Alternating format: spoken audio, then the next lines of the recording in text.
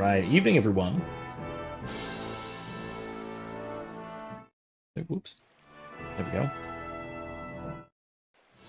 I'm Professor McCoy. Welcome back to Kingdom Come Deliverance II. Sorry for the audio glitching, if that did in fact affect you. Looked like it did. Anyway, sorry about the late start. It was taco night. We made tacos. We made tacos with carnitas and flank steak. Very good.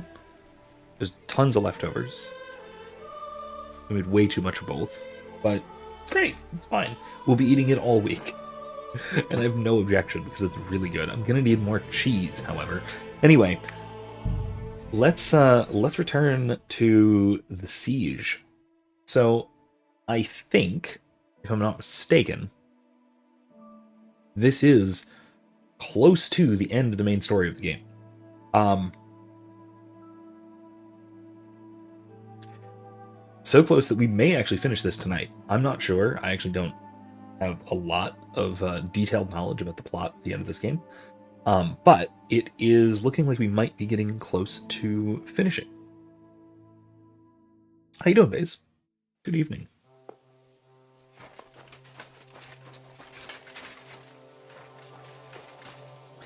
Right, what are we needing to do?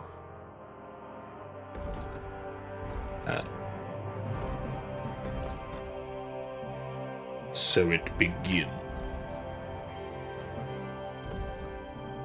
Go see Janosch for food. Ask Frenzel about ammunition. And recruit old friends. Okay. Well, let's... Are we hungry, actually? Let's find out if we're actually hungry or not. Yeah, I could eat. So yeah, let's talk to... I know we just talked to him about giving him food, but we're going to talk to Janosch. Baze just finished Freyren Season 1. It's amazing. If you haven't, check out my my video on Freyren. On the demon posting discourse.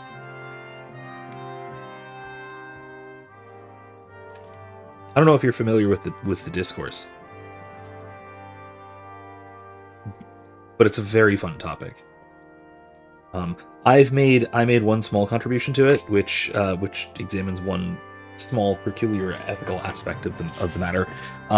There are other much deeper analyses, like the first response to the whole demon posting discourse was from a channel called DanFan, like the Pokemon, but not quite, but spelled different. And then I know Master Samwise, a channel I've recommended before, did a great video about killing demons. Hey Grace, how you doing? Taco Tuesday, like I said, it was great. Great tacos. It's not that we... Okay, so Craig asked, was it classic white people tacos? Or did you actually season your tacos properly? We made carnitas and flank steak, like I was saying. Nicely marinated in like a chipotle mojo, which all turned very nice. Oh, Baze, it was a standalone video. You should just be able to search Freyren? I think you can just search Freyren on my channel. It should show up. I think that's in the title. If not, then it would be, then you can search demon posting, all one word. Pretty sure it's one or the other of those, or maybe both. Oh, good video. Either way, I'll put it in the description after we're done. You can check it out. I've come for food. For sure. Here, full ration. You cannot fight with empty belly. That's all. Oh, here we go. Can I dry this cheese so it will last more than a few minutes?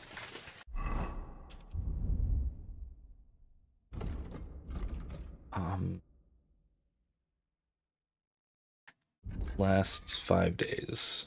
Bread only lasts 4. I'll eat the bread. That'll do it. That'll do me. Now, is there a drying rack in the castle? That would be ideal, as that will help us preserve this food. At least some of it, like the cheese and maybe the sausage? Not sure about the sausage.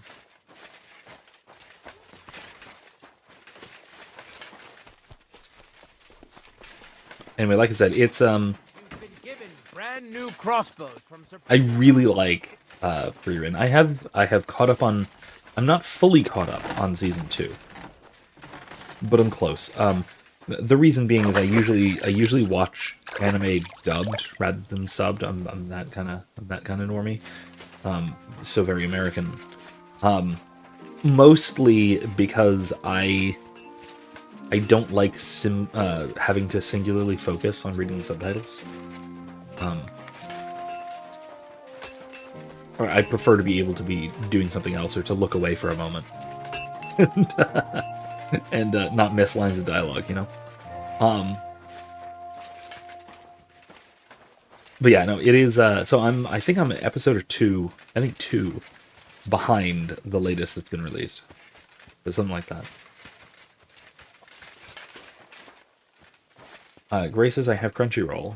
I need some new anime recommendation. Yes, Freeman's in my watch list already. So yeah, that's a good one. So go for that. I at some point started watching Vinland Saga, and it was really good. The problem was that the dub wasn't out.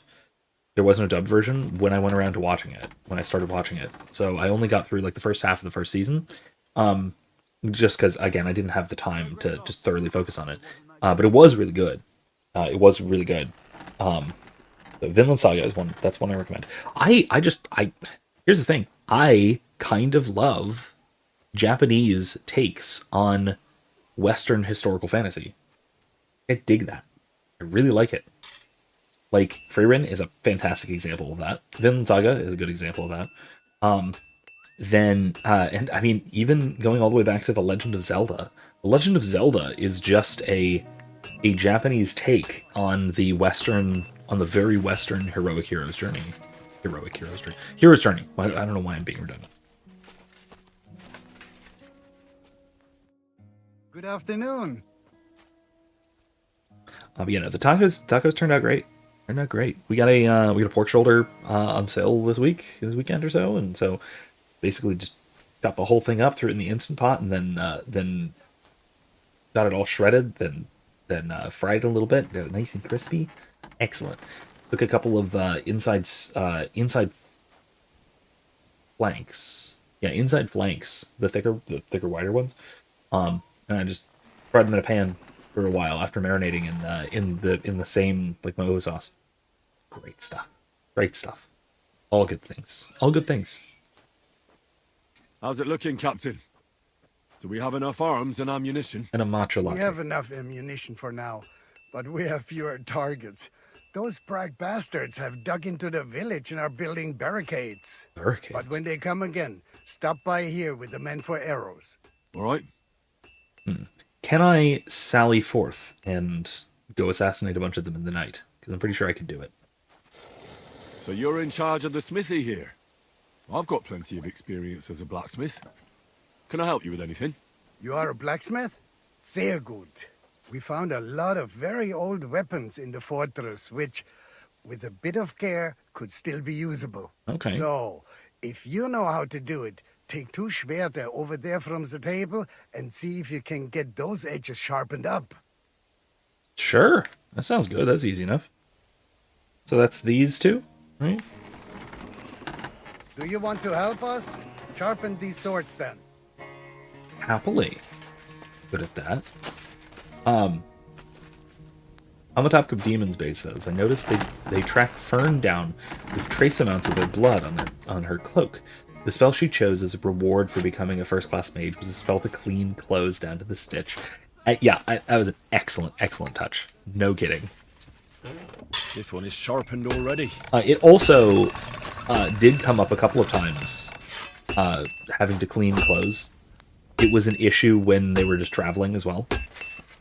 But yeah, that one incident in particular was, I think, pretty significant. Especially because that was probably that whole thing in All right. Go. Oh shoot, what's it called? Granat? Is it Granat? Granat was the name of the city? Anyway, that whole incident in Granat, I think it was Granat, with R the Guillotine and her lackeys, that was probably the greatest challenge they faced in the first season. like as a party. All done. Oh, Spy X Family, I haven't actually watched yet, but I probably should. I've heard great things about it, you know. I'm gonna just polish off the edge of my proper sword. This is sharp enough as it is. There we go. Won't get to 100, but it's fine. Bing, bing. Love it. Captain? I had a look at those swords. Here they are.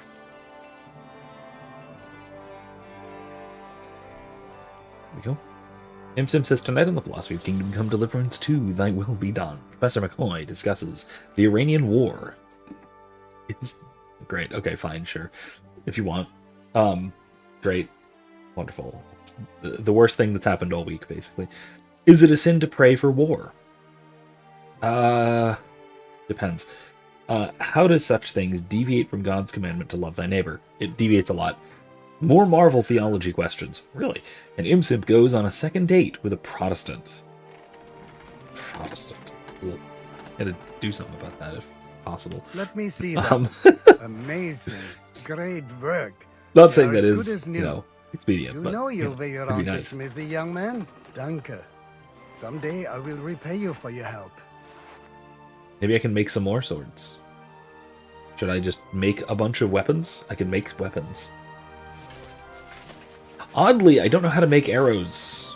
Or even arrowheads, which is a little odd, but whatever. My God! Oh, come on! Yannick and Yaroslav of Skalitz? Who are these guys? Would you look at this big-eared boy? Well, this is I don't remember unbelievable. these guys. Why, if it isn't Henry the blacksmith himself. No, wait. The son of Sir Radzik. Were these the two Indeed. guards? The boy's almost a lord. I'm glad to see you again. Were these the two guards who were at the castle in the first game? I'm glad to see you too, lads. I hardly recognized you at first. What's with the beards? Me and Yannick bet we wouldn't shave till we got home. Oh, okay, that's why And it's different. whoever has the shortest different. beard will have to pay the other one's bill at the tavern. I love it. So who's winning? Me, of course, as you can see. Don't listen to him. I'm winning. But just by a hair. Ha! Zhizka has made me a commander. You're now in my company. We know. We volunteered for your company. We'd rather have Henry of It Skalitz is than true, Lord my Cable beard with is his longer than nose either in of the theirs. air. Or that madman, the devil. If there's anyone will get us through this, it's Henry. That's what I said to Yaroslav. That boy survived his own death at least once. Get up and wait here for the others. Then we'll assign tasks. Well, that boy's taking his new role seriously, eh? Aye. He might even think he knows what he's doing.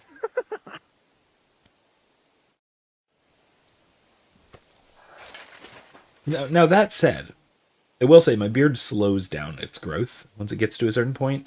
So this is, I have not actually shaved in like probably at least 3 years. I've trimmed it a little bit, but not much. So yeah.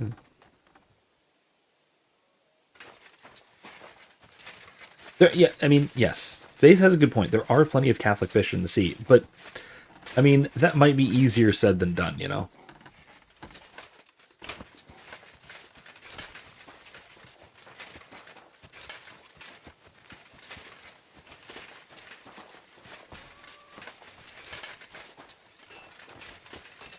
Yeah, I wouldn't just want to say from the outset, hey, rule somebody out because they aren't Catholic. Particularly if they are, like you say, tolerant of Catholicism, in the sense that she's willing to more or less follow your lead in terms of the, well, I mean, this is maybe getting ahead of things, but in future would be willing to follow your lead in terms of the spirituality of the family. You know, that is pretty important. You're taking things very slow, haven't held hands or kissed yet. Well, that's good. You've had 2 dates. That's probably reasonable.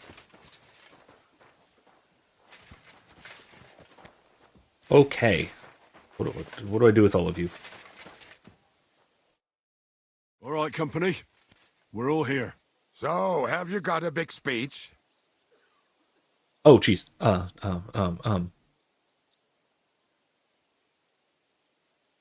Yeah. Look out over the ramparts, and you will see the wealth of the Prager army. Pay no attention to their expensive armor or their colors. It's not honor that motivates them, but the desire for money.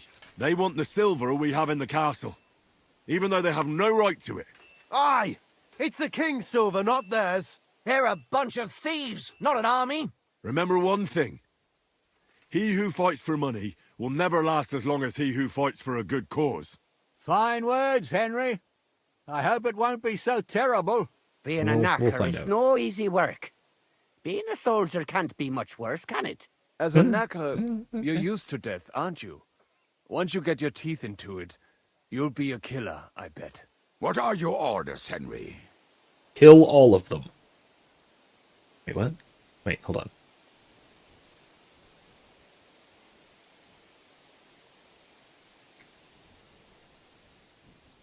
Let's take the day shift.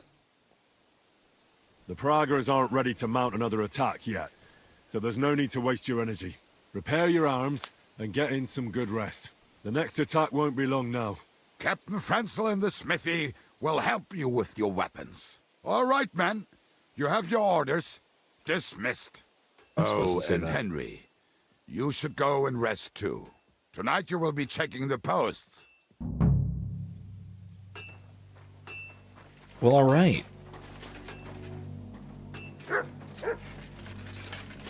Gotta finish doing the rounds of the castle. I'm gonna go up on the rampart just to see what we're dealing with. Oh, they're out there. They're relatively close by.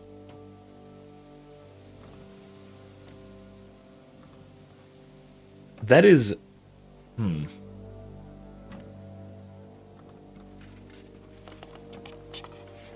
I wonder.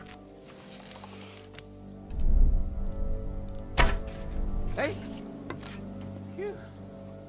It's just... I can shoot over them. Oh, you mutt. That means I can shoot them. Now, I'm not actually sure if I can actually shoot them. I probably can't. Like, game mechanic-wise. I probably can't shoot them.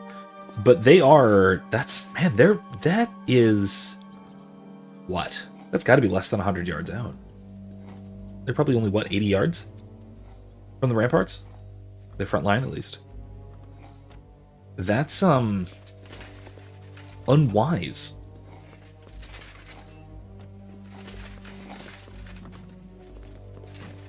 A decent longbow can easily shoot 150 yards.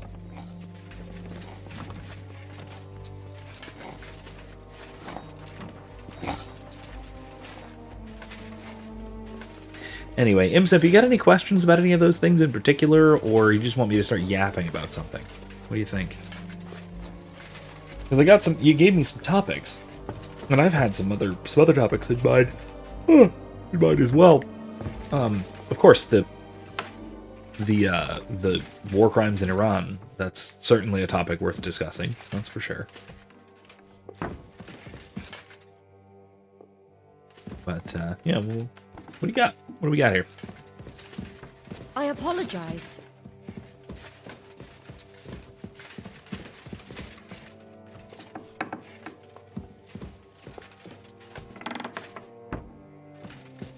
Meanwhile, let's go have a nap. Here you are, Henry. Oh. Do you have a moment? Hey, Hans. What's up? I thought we could have a little chat. We've both been given command of a company. How's it going so far? Maybe you should wash yourself. Well, a commander is nothing without good men. My company's not too bad. You've had command for less than a day, but you're already spouting such wisdom. Henry of Skalitz, a modern-day Alexander the Great.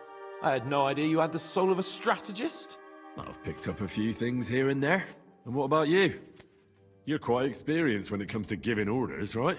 Bollocks. Ordering someone to bring you wine is different from commanding troops in a battle. Whereas I have plenty of experience with the former, In the case of the latter, it was always me who was carrying out orders.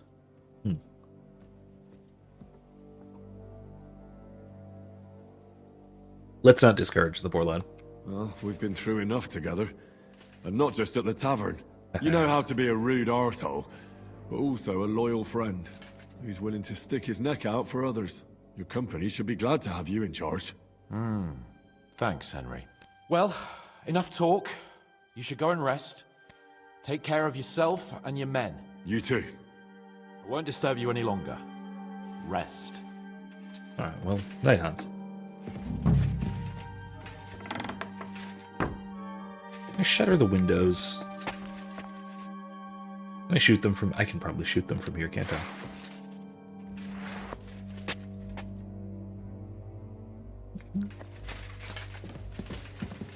It's not a wise place to shoot them from, just because that is a clear open window. It's not even like this is an arrow loop. That is a pretty clear open window.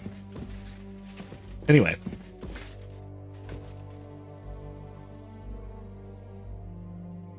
Also, thank you, no thanks. Likes do in fact help the algorithm. You know how that works, yeah. The chat is helping, I will say. Time for watch, you lazy sack of shit. What the hell is this? Were you drinking while you were on watch? What else would I do? Just stare into the dark all night? Without Martvart, the Praggers are lost. But you'll keep watch for me now, right? So get going! Why am I so damn hungry?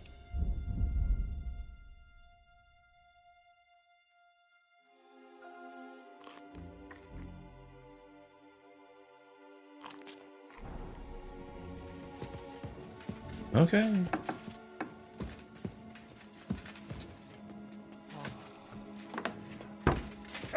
Okay, you found a 550 crossbow near me.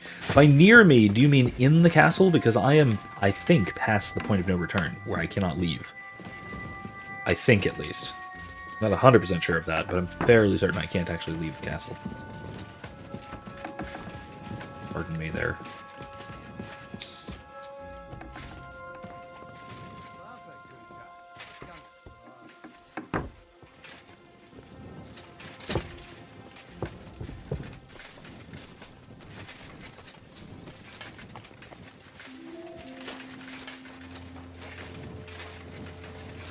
Oh, you thought I was with I was at the Devil's Den. No, I'm at what's it called? A Sukdal Fortress. I'm right near the end of the game. In case this well, at least I'm pretty sure I'm near the end of the game.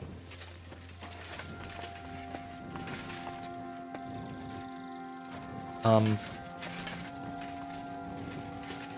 of my guys in there? Oh, up on the parapets again. If the devil had a den, would I visit? Yeah, I mean, I guess so. I have. Depends what you mean by devil. If you mean the dry devil, the semi-noble, I guess, I don't know, former noble? I guess he's technically still nobility, but I don't know if he should be. The character in the game, then, yeah, I would and have visited.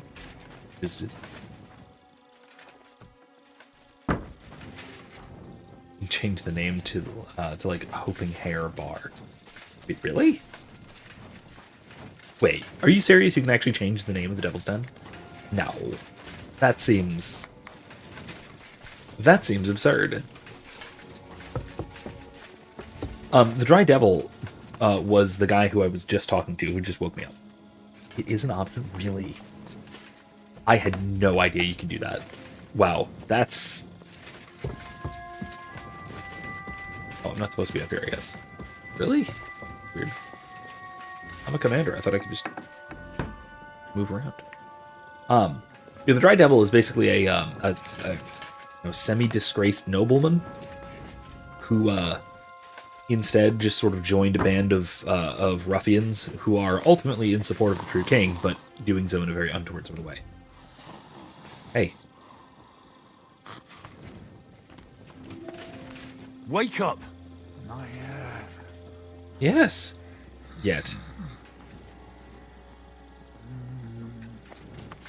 Wake up! Not yet. I just punch him? Hey.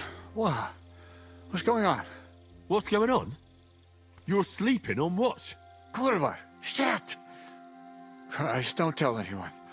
I won't fuck up again. I'll stay awake. You fucking better.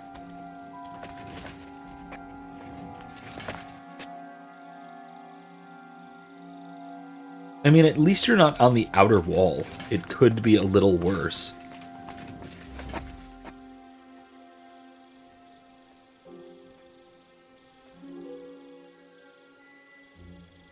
Are they fighting down there?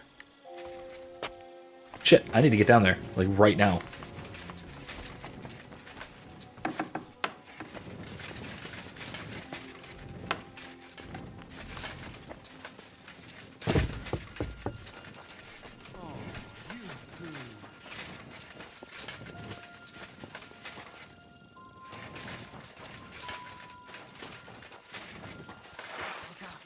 Someone's coming. My lord. What are you doing here? Everything's perfectly all right. Who's your commander? Sir Jan Zizka. You're wearing the colors of Peter of Pisek, yet Zizka is your commander. Something's off here. Kurva! To arms! To arms! We're under attack! Ladders against the walls! Knock them down!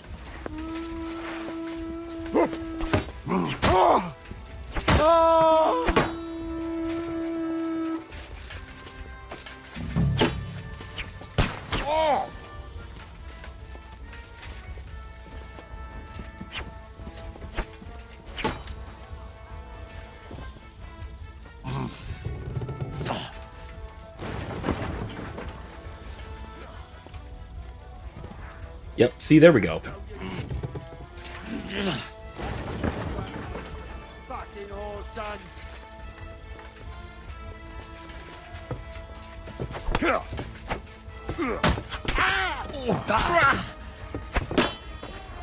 There's more of them! I guess I killed him. Yep, now all of China knows he's here. Excuse me. Move your crossbow loading ass. Thank you. I'm gonna kill you! Oh! Nicely done! Okay. Listen up! I want to double up patrols on the palisade. There'll be a guard posted at the tower and the gate at all times. No one may leave their post until someone comes to replace them. Keep your eyes locked on what's outside the castle. If you need to shit, you better let it drop from the walls. The Praggers know it'll take more On the than brute Praggers. force to get the better of us. Now Ideally. they will try deception. Today they nearly took the castle from us without a fight. That can't happen again. Now get to work. Okay. We looting these bastards? If they have arrows. Ooh, dice. Arrows are going to wind up being important. Guess I'll take the... Oh, food! Food!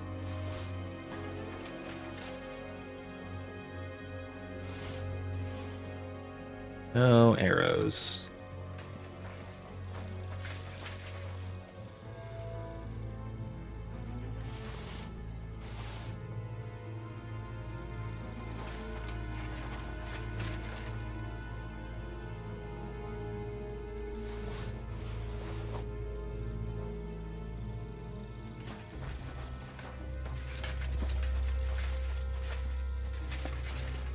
Now, what about the guys we killed back here?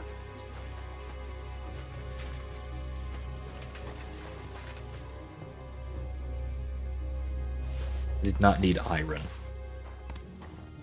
Guess I got it anyway, whatever. I don't know how they got up there without being attacked or even spotted. Did they kill somebody?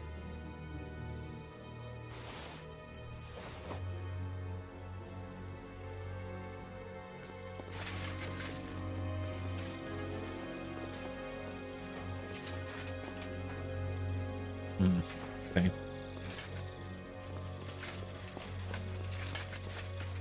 Seems as I think that I like to think one day you'll load a crossbow in your house to show off one of your kids in a few years, and your kid will ask, "Dad, what does this do?" And he'll pull the trigger, and the bolt goes flying. It's pinned to the sofa.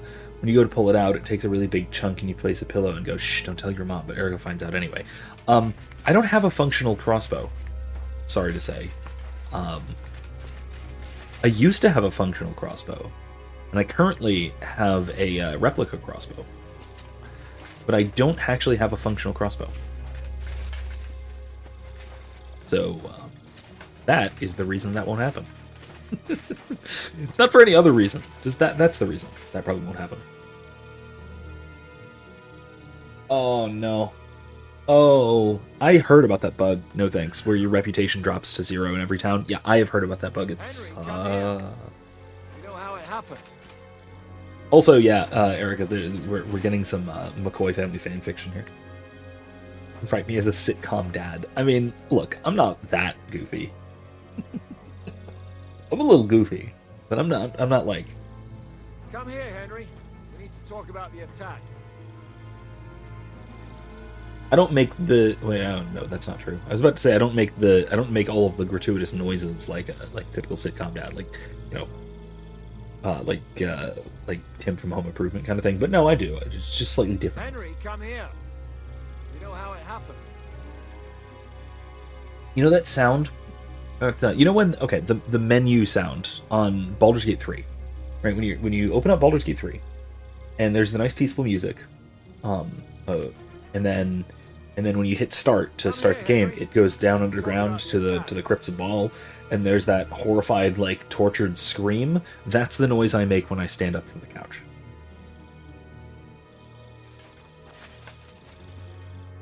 Anyway, How the hell yes, did they I will manage to address get your question, inside without anyone your earlier noticing? question, Were you Base. there? Just a moment. They killed one of Pisek's men and put on his colours.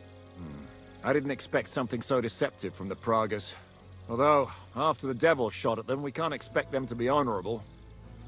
I took over the Dry Devil's watch post. He was wasted, and he woke me up early. I think he spent his whole watch drinking. Damn. I won't let it go this time. His nature has often been useful to us, but now we can't do without proper discipline. Thanks, Henry. I'll talk to him. What else can you tell me about the attack? What'll we do now? We must bolster our patrols. We can't afford a cock-up like this again. On the other hand, we mustn't overdo it.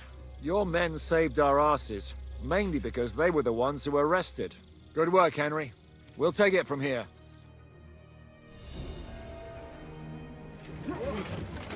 Imsimpass, how does it feel to have lived through 2 recessions, the Iraq War, Afghanistan War, Epstein Files, COVID, now the Iran War before the age of 40? You've lived through all that and you're still in your 20s.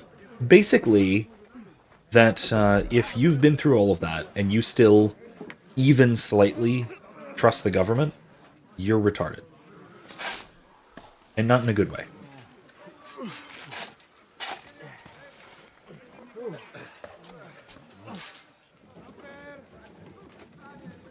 It's like how Wendigoon, somebody else who's, you know, under 40, I think under 30 probably, had to say about a related topic. Seems they are very keen on having next time somebody says, "Oh, the government wouldn't do that," yes, they would. Wasn't expecting them to move so fast.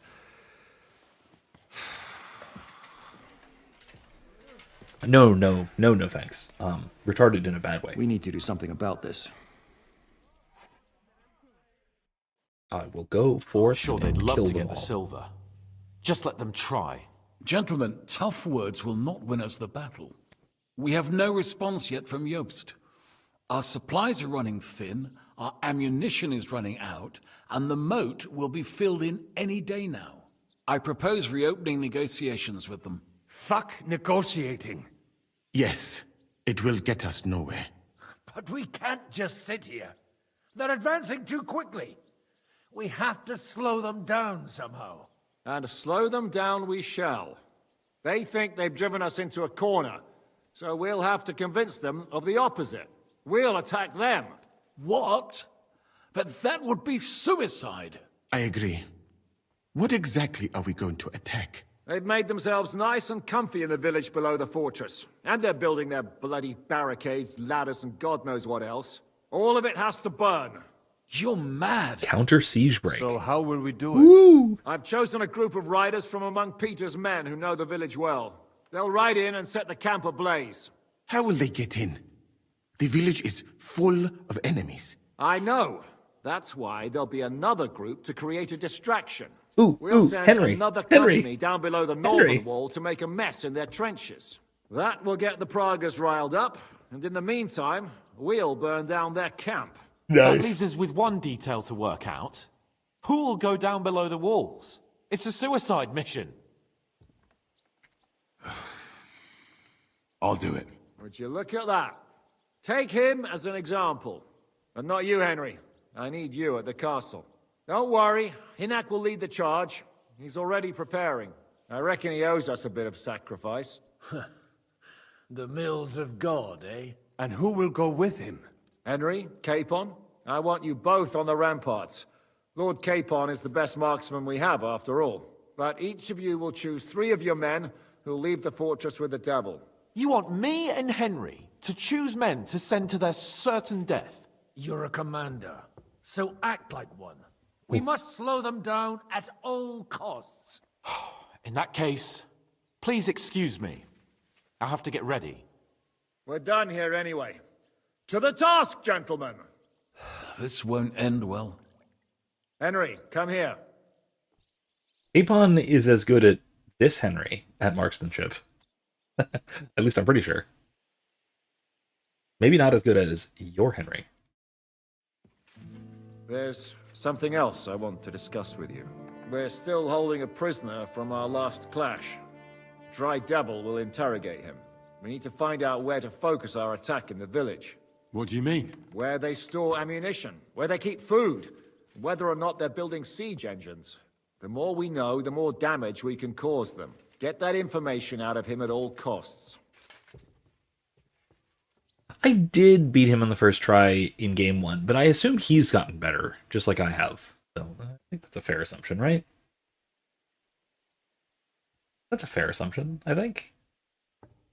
Anyway, ludonarrative dissonance, once again. That's a common thing. So, No Thanks said, government itself is not to be trusted, but every instantiation is different. Yes, every instantiation is a different variety of criminality. That's all. Although they have a lot of shocking similarities, like demon worship and child rape. Those are pretty solid commonalities to every government, pretty much in history. So yeah, there's that. Anyway, Baze asked a little while ago, just to stir the pot, I guess, thoughts on Candace Owens. I have a lot of mixed thoughts on Candace Owens. First and foremost, I will say, as a caveat, I have not watched or listened to her recent series on Erica Kirk because it makes me feel uncomfortable, because it should. Whether she's right or not, or whether she's onto something or not, that should be an uncomfortable subject. I'm sure it is, even for her, I assume. That said, Candace is an interesting person because she doesn't know a lot.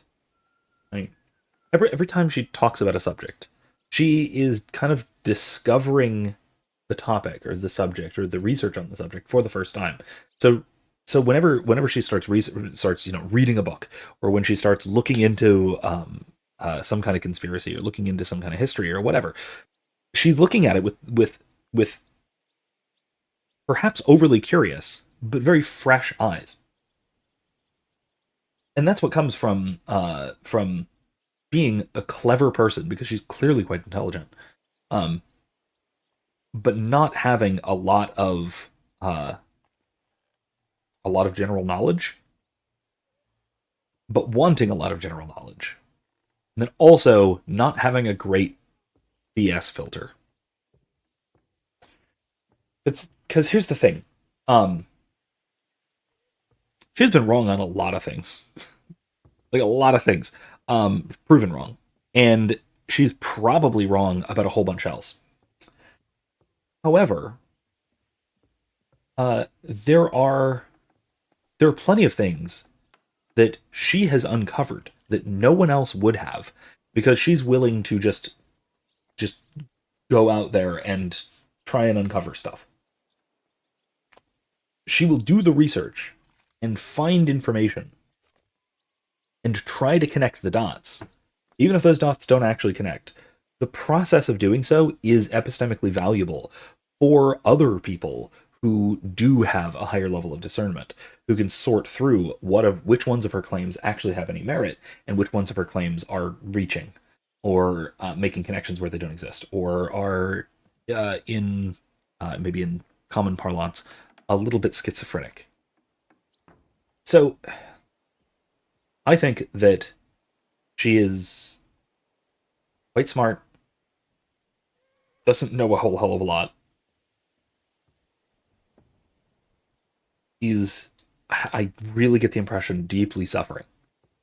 Like she really has and is still taking Charlie Kirk's death hard, as well as just all the shit that she has been through in these last few years. Like, it's hard to blame her for having what is probably, frankly, an emotional meltdown, right? But man, she's still doing a hell of a service, even if she's also slinging a lot of unnecessary mud in the process. She's being uncareful, but is doing a lot of things, a lot of which are actually very good.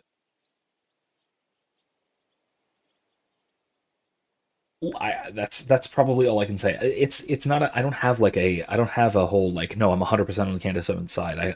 I think that she's completely pointless and she needs to shut up. No, because no, I actually think that what she's doing is a good thing, and I'm glad somebody's doing it. I wouldn't want to be the one doing it, and it's not healthy for her. I'm sure it's not psychologically healthy for her, or maybe even spiritually. But I think that, again, I think that it's useful. It's useful information for the rest of us, certainly. And I can understand her impulse to need to dig. I get that. I get it. So, I don't know. It's complicated. She's a complicated person. She's a bit of a crazy person. But I think she's sincere, pretty smart, and hurt. Wounded. There you go. There's some thoughts on Candace Owens. What do you think? I accept pushback on this. That's totally fine. If you really think she's utterly off base, then if she's completely off her rocker, then maybe she is. Maybe I'm giving her too much credit, but I think that it's hard to deny her any credit when she's clearly emotionally honest, and then also has actually uncovered a bunch of things that are bizarrely true. So, there you go.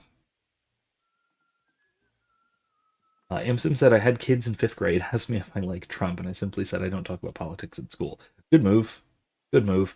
I mean, there are some contexts in which you can maybe talk about politics in school, but on the one hand, 5th grade, no.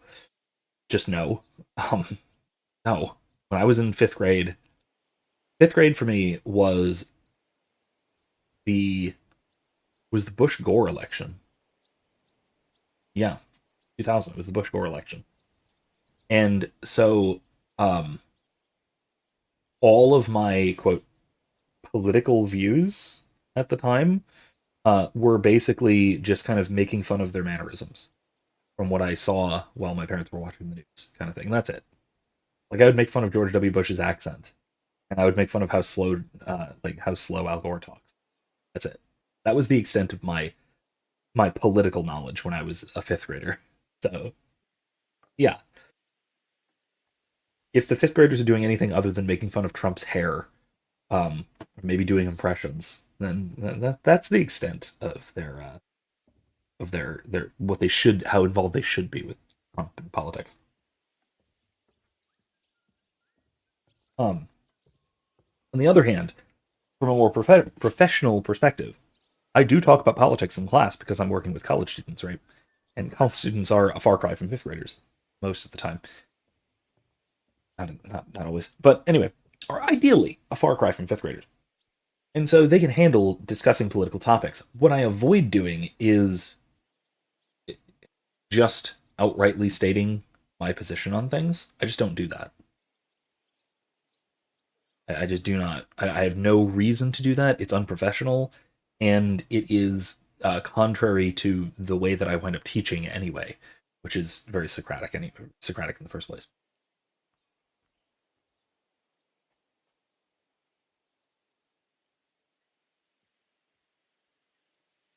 Anyway, I'm going to back up a moment because No Thanks said something interesting. Asked something interesting a while ago before I started talking about Candace Owens. Can governance be used for good? Okay. You mean governance, or do you mean the state? Those are different. Those are radically, fundamentally different things. If by governance you mean simply the exercise of authority for the organization of society, then yeah, of course that can be used for good. It's used for good all the time by lots of people. If, however, you mean the state, qua the institution which maintains a legal monopoly on the initiation of violence, no, that cannot be used for good. Now, good can come of it, but only in the same way that God can bring good out of evil. And if we ask how would Christ use it, well, we might mean two things. Christ may permit it, which he does, and bring good out of it in that same way that he brings good out of cancer or, a house fire. But if you mean how would Christ himself wield something like the state, we know for a fact that he won't, and didn't, because he was offered the power of the state by the owner of the state, that is, the devil. And he told him to go fuck off, so to speak. See, no thanks. I feel embarrassed and vindicated that I embarrassed myself in the first archery contest, because of course I did. Stream 3. That was a while ago. Of the last game. That was like 3 years ago or something, right? Anyway, yeah, no, the state, qua institution which maintains a legal monopoly on the initiation of violence, it cannot be used for good. Good can come of it, but good can be brought out of it basically miraculously. And Christ would not, will not, and did not choose to use the state, or at least to wield the power of the state. He in fact, he had the opportunity to do so. All he had to do was to worship Satan, just like anybody else who wants political power. And guess what he did? Am I supposed to torture the prisoner? I don't care not that. what you do with him. I just want answers. I'm on it. May God be with you. For all nations belong to the adversary. Amen. Amen. Alright, let's excuse me, let's go interrogate the prisoner, shall we?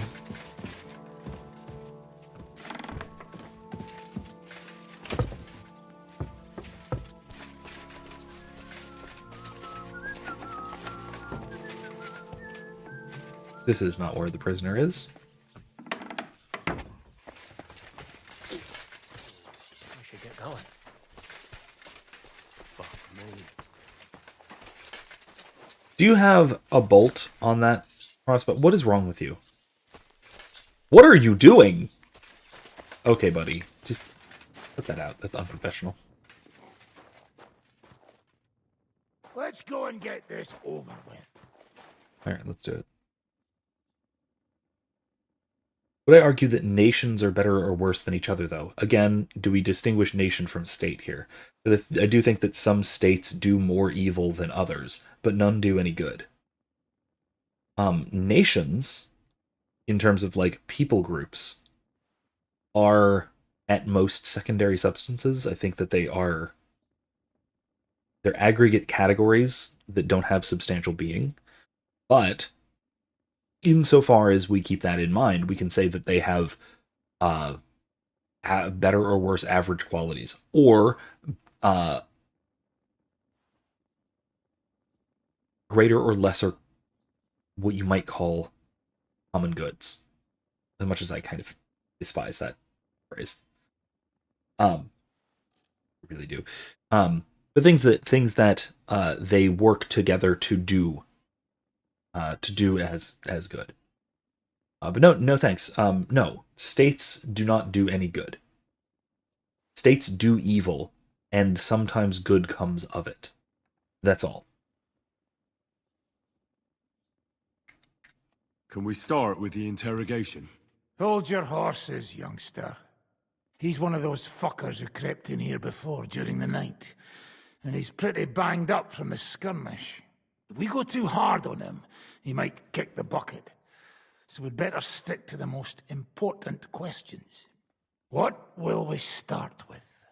Okay.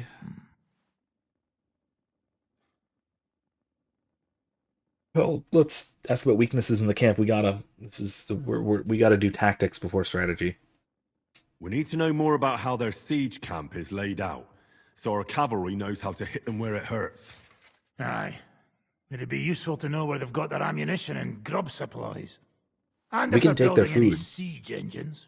So, we're agreed. And ammo. Except, maybe for one thing. If you're going to shit yourself again like at Malashov, you'd better wait outside. Just remember, there's no time for mercy. I'll be going out there in a while. And everything we find out from him could make the operation a lot easier. I mean, here's the thing. I have a weird middle ground here, I guess. Not to be a impool fence sitter, but speaking of punditry, yeah, I do think that under the circumstances, torture might be warranted, right? That said, trying without might be more practically useful, just because, like you said, he's not in a good condition, and so you might kill the guy. We don't want to do that. If states do no good, what counts as good? Justice? We can go with that. Let's say the just pursuit of productive ends. Maybe something like that. And it's the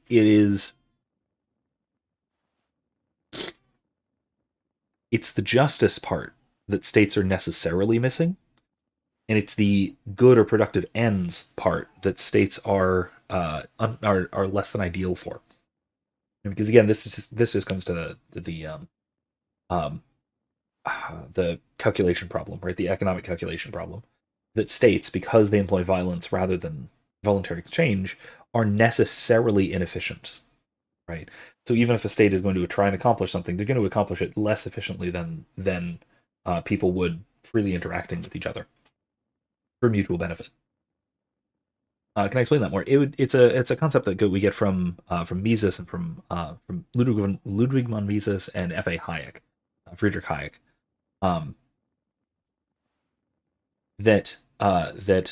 which completely puts the lid on socialism, but also puts the lid on any kind of command economy to any degree. The reason, of course, being that without a functioning price mechanism to signal what is needed by whom, no one can, in principle, know what is needed in an economy. Now, if you have a mixed economy and there are functioning price signals, then things can be partially efficient, but there's still going to be inefficiencies because there are distortions in those price signals due to coercive measures being employed. Now, you also, the other point to make, which was put forward by Mises and then expanded on by Murray Rothbard, is that in any particular exchange, not even on the macro level, but on the micro level, any particular exchange or particular action, we know that it is efficient. In other words, that it is a win-win exchange, that everyone benefits. And the only way to know that is if it is voluntary. It's mutually voluntary. Both parties agree to it. Because if both parties agree to an exchange, then it benefits both of them. Or at least they believe that it benefits both of them. If an exchange is coercive, then it necessarily only benefits one of the two parties at most, because the person who is being coerced would not otherwise agree to make the exchange or to do the thing. And that tells us that that exchange is not beneficial to them. It is a detriment to them. And that is fundamentally how everything the state does operates. It's coercively. If it weren't, then it wouldn't be this. It wouldn't be an action of the state. It wouldn't be a law. It would just be a request, right? It would just be voluntary, like voluntary. It would be charity or whatever. No. The adversary owns statism because it's unjust. The inefficiency is just sprinkles on top of the cake of evil, so to speak. Right? The state is owned by the adversary because it is fundamentally unjust and it's fundamentally it is a fundamentally destabilizing force of civilization, which is contrary to what we ordinarily think, but that's because the devil wants us to think that his favorite institution, one of his favorite institutions, is the opposite of what it really is. Like I said, inefficiency isn't the issue, right? It's not the issue. It is an issue, but the issue is justice, right? It's the idea that the allure of the state is the idea that we could accomplish so many great things if only we could just dispense with these little concerns of justice and just get on with being efficient. And the devil's bargain means that we wind up not only not being justice and dispensing with that, but also fail to achieve efficiency along the way. That's how the devil always works. He promises you something if only you will give up something good. And then you fail to get the thing that he promised anyway because he doesn't give it or he doesn't have it to give. All right, going back, can the state do any good? Why not? Well, the state can't do any good because it is necessarily acting unjustly. It is necessarily acting coercively. And if it's not, then it's not acting as the state. It's not doing its characteristic job. No, this is a good discussion. I'm perfectly fine with it. But yeah, the state is, if we're talking about its actions, qua the exertion of political power, that is to say, the coercive implementation of law or what have you.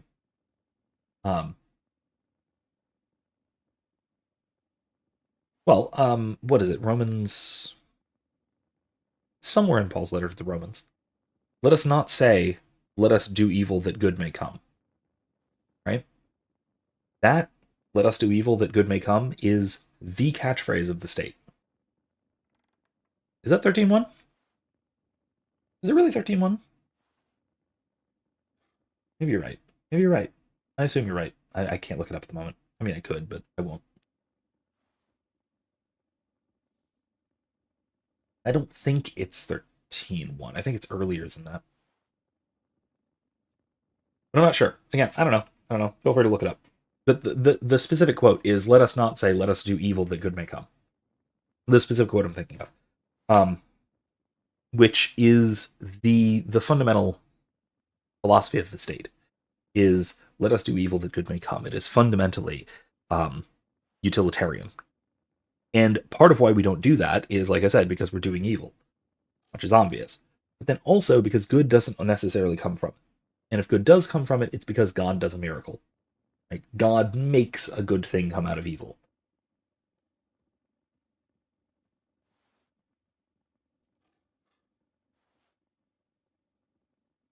Wait, you just read that one at the end of 3? You mean at the end of chapter 3 of Romans, or talking about something else? Dude, my camera on. Romans 3. Okay, there you go. Cool. Thank you.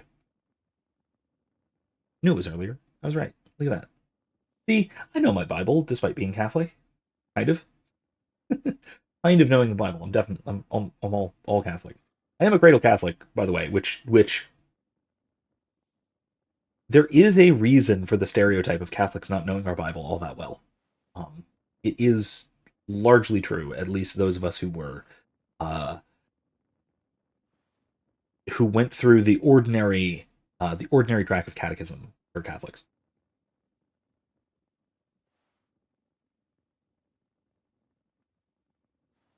The Lord does have an amazing sense of timing, and it's really incredible. All right. All right. Let's torture the guy. Let's see. Let us do evil that good may come. My men are going out with you, so don't think I'm not taking this seriously. I'm glad we see eye to eye. Let's get to it then. We don't do the same sermon every day, every year on the same day. What we do is it is a 3-year cycle. You must be the richest man in this castle. You're still in the mood for jokes. I know you lot are fucked. So don't bother trying anything funny on me. Oh, come now. I mean, we're just chatting here. I noticed you fellas are in the habit of taking stuff that doesn't belong to you. Like that camp of yours in the village, eh? I'll explain Seems the like liturgical you've cycle in a settled moment. in nicely there. And no doubt you've got it all neatly set up. So don't be shy. What can you tell us about it? Fuck all! Looks like we'll have to persuade you somehow.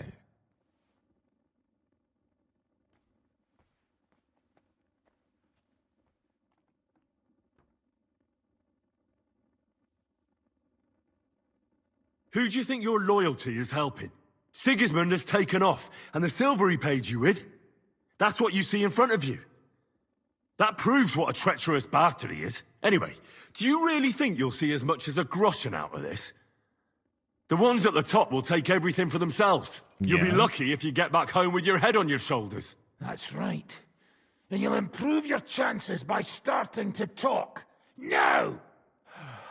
Fuck. Got him. You're right. See, we didn't need to torture him. Our main camp is in the village. We have another one on the road to Raborsh, but that's just to keep control of the road, so no one can bring you supplies. That's not enough. I need details. What? About what?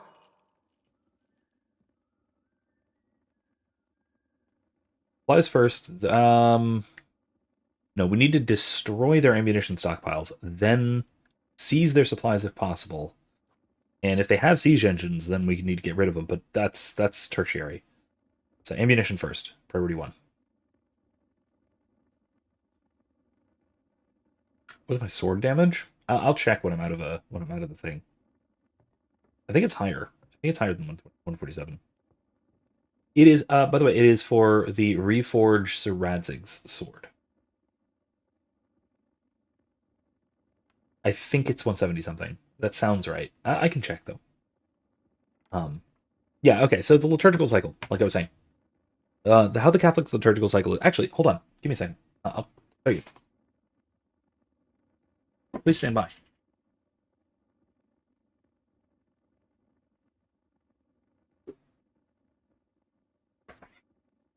I rematerialize. So, yeah, here we go. I have a couple of books here that are relevant. This is, you really probably can't see this, but this is Saoirse's little pocket missal, where she follows along with the readings and prayers and songs and rituals that are the same every mass. And with her being,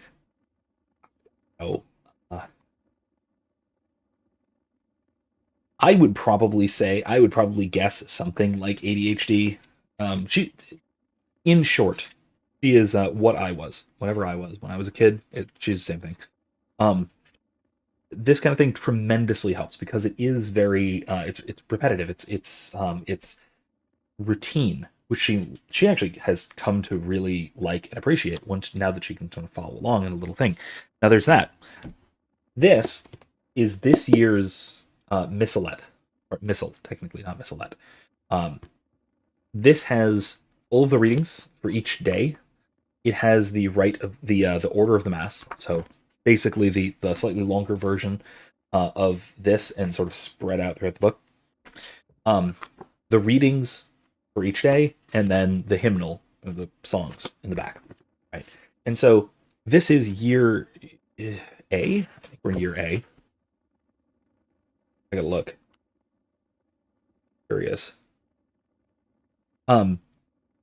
But the readings go through a cycle of year A, B, and C. And those are specifically that refers to the gospel readings. But it also, I believe, includes the readings from the Old Testament and the epistles as well.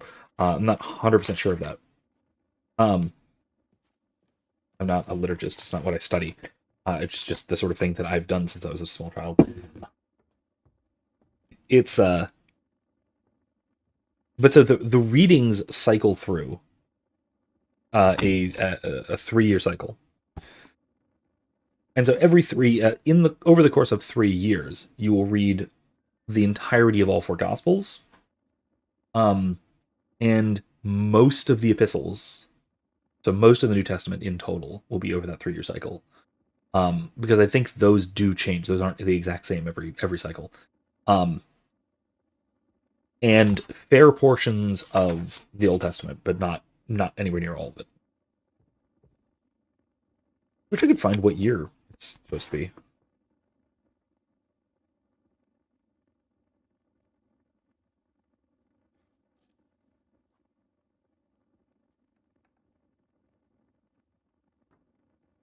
Huh.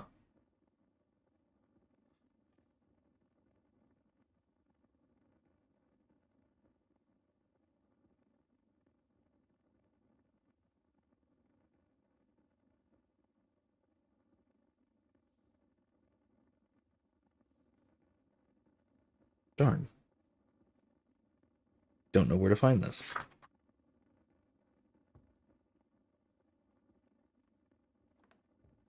But yeah, it's on a 3-year rotation. And now that is also to say that the sermon, or we would call homily, is also not the same each 3 years, because the individual priest who is saying mass will have a homily prepared, and some priests probably do reuse old homilies, but that's probably not all that common as far as I know, from the priests that I know at least, because a homily will be one about the reading directly, and specifically what they happen to notice and want to talk about the reading, which could be very different each time, but then also might have to do with what they think that the congregation needs to hear. And that might have to do with what's going on in the world. That might have to do with things that the parishioners might be going through or working through or struggling with or whatever.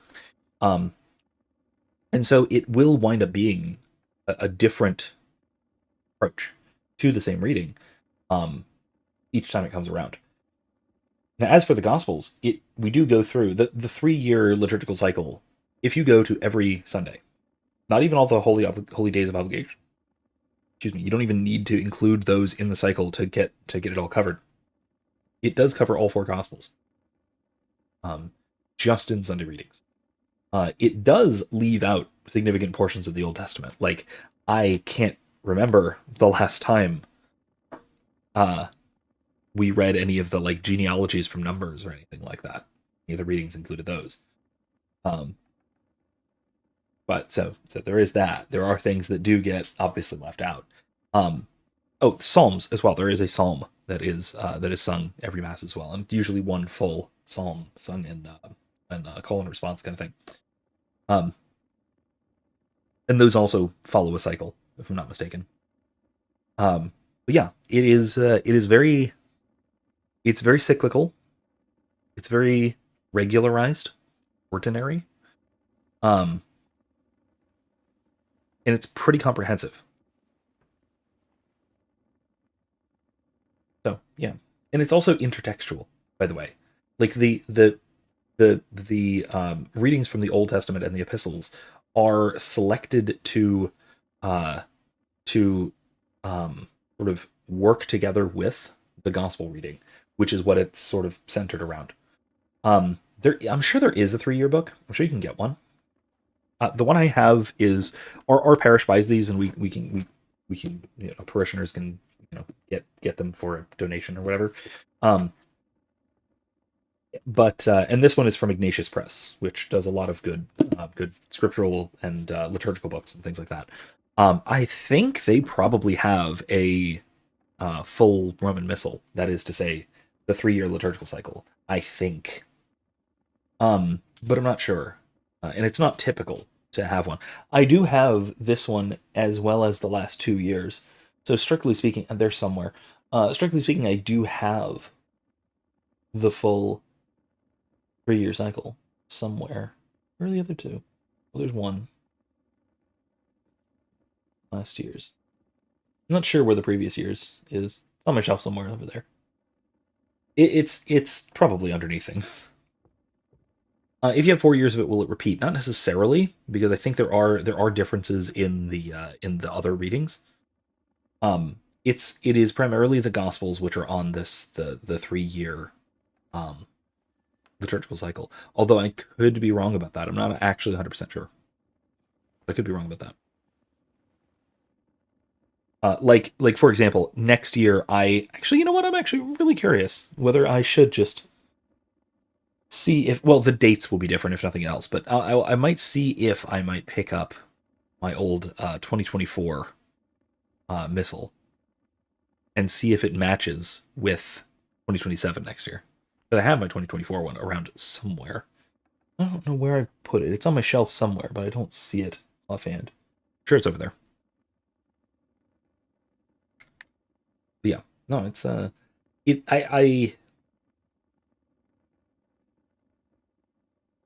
it's again important to remember that the centerpiece of the Mass is not the sermon.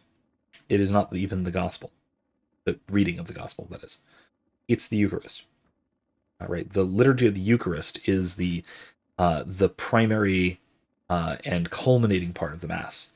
Liturgy of the Word, that is to say, the readings and the homily, are in preparation for the part that is more important. And so that's a big reframing between Protestant to Catholic. How are your gunpowder and ammunition supplies? We have enough firearms and powder, and even if our ammunition started to run out, we'd figure something out. But there's a smithy in the village, though, and we can make new arrowheads and cannonballs. Ooh, okay. Wouldn't it be a pity if something happened to that smithy? Mm-hmm. Okay. Well, what supplies? How are your supplies holding out, and where are you storing them? There's some in the barn, on the green, but there's no problem with supplies. Even if you took everything from us, we'd simply get what we need from the surrounding villages. Aye. We can't slow them down much that way. Okay, fair point. It might be good to get supplies if we can get them back, but I don't expect to be able to get very much in a lightning raid like this. So. Nivek, you're 45 episodes late, huh? Yeah, I mean, we're very near the end of the game. That said, feel free to go ahead and rewatch. The whole series is up on my channel. Just go to the live streams tab, or the live tab. You can go back and watch them. There's also a playlist. There's separate playlists for each of the games that I've streamed over the last few years. No Thanks says, I've only done it once. I saved a Satanist and he went Episcopalian. My family are Catholic. But I was atheist. Done it, meaning the Eucharist. Hey Adam, how you doing? You shouldn't if you aren't Catholic. That is also a thing. By the way. One thing I like about this edition of the Missal, which you'll find these in the pews. It has a little guide. It has the front page, the very first page, the inside front cover, is the guidelines for the reception of communion for Catholics, for fellow Christians, and then an explanation of why non-Catholic Christians shouldn't receive in a rather charitable way. What you should do if you are not receiving, and then an explanation for non-Christians as well, and giving a brief explanation of what's going on. Which is really cool. It's a really good thing to have in the front, like in the inside front cover of the Missal that is sitting right there in front of you that you are likely to go pick up and go, oh, very handy. Oh, you didn't do it when you were a kid. I mean, that's for the best. It is. I was talking about this last week, either last week or at some point last week, I think. Siege engines. If elimination of supplies isn't going to work out, maybe we can take them. Probably not. But if they have siege engines or are working on them, that'll wind up being helpful. How do you want to conquer our position? Do you have any siege engines? All our trebuchets are in Prague. The lads would like to have them brought here so they don't have to scale the walls with ladders, but that would take at least a week. So the captain ordered mantlets and ladders made. All the wood is carried into the smithy, and that's where the fellas do all the work. What are mantlets? That's good to know. Oh, Adam, feel free to listen and feel free to rate your novel. I hope I'm not overly distracting. We've been talking about some interesting things, so you might get distracted. My apologies. Yeah, I will say though, Baze, if you did want to talk about free run and in particular with demon posting, that was a fun video on a very fun subject that I'd be happy to go back chat about a bit. Good. I think that'll help us. But I'm not done with you yet. That's Aren't right, I? fella. But we still have one more subject to discuss. Oh, okay, Markvart. Great. Let's talk about who's giving you orders. Is it Markvart or von Bergov? Fuck off! Really?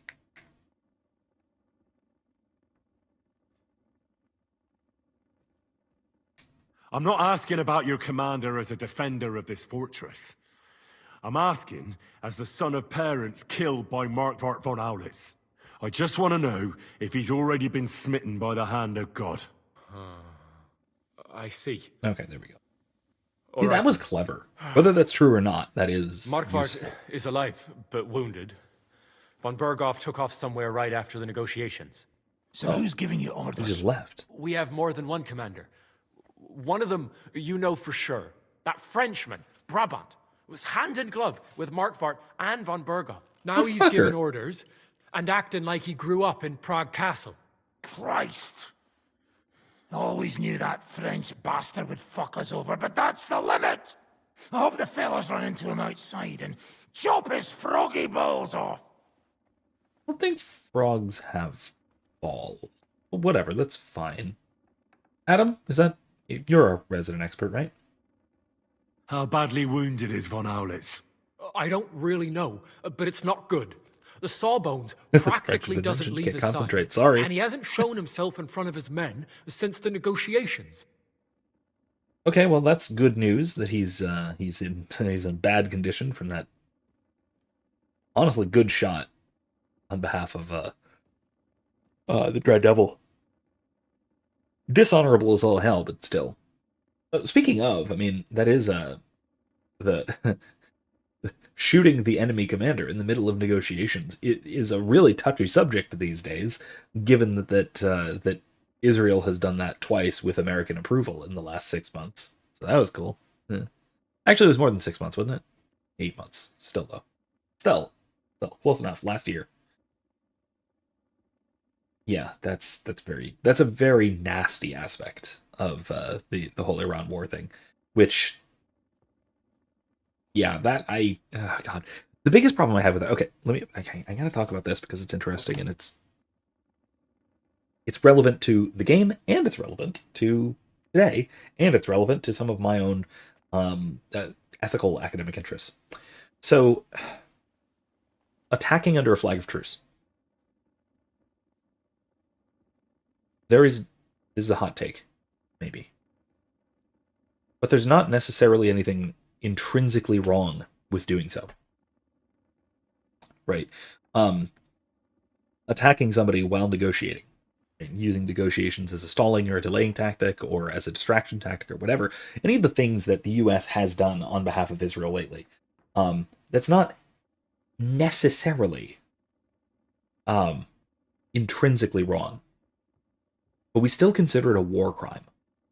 And it's not because it's mean, it's not because we don't like it, it's for very practical reasons. Because it's the same reason why false surrenders are a war crime, even if they aren't intrinsically wrong.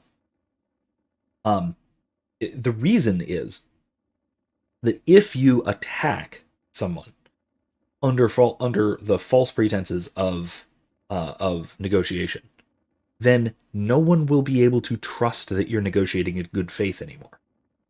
Which is the point, right? Which is a problem that I really do foresee, which we've already seen some effects of, right? The attacker could have argued it was only an accident. I don't know. Was the Dry Devil shooting Markvart with a crossbow from the ramparts an accident and hitting him on the underarm of his armor? No, I mean, whoops! Sorry! My commander over here, he's drunk. What can I say? Alright, well, okay, fine. But, like, no. Not gonna work. Or maybe you can say, like, oh, well, yes, fine, the U.S. was negotiating with representatives of Iran, and then Israel just flew off the handle. There was nothing we could do. They didn't even tell us. They just launched an attack, and there was nothing we could do to stop them. Okay, maybe, but one, in June, in the so-called 12-Day War, that's not what Donald Trump said happened. And I talked about this at the time. You can go back and watch some of my streams at the time. That is the opposite of what he said happened.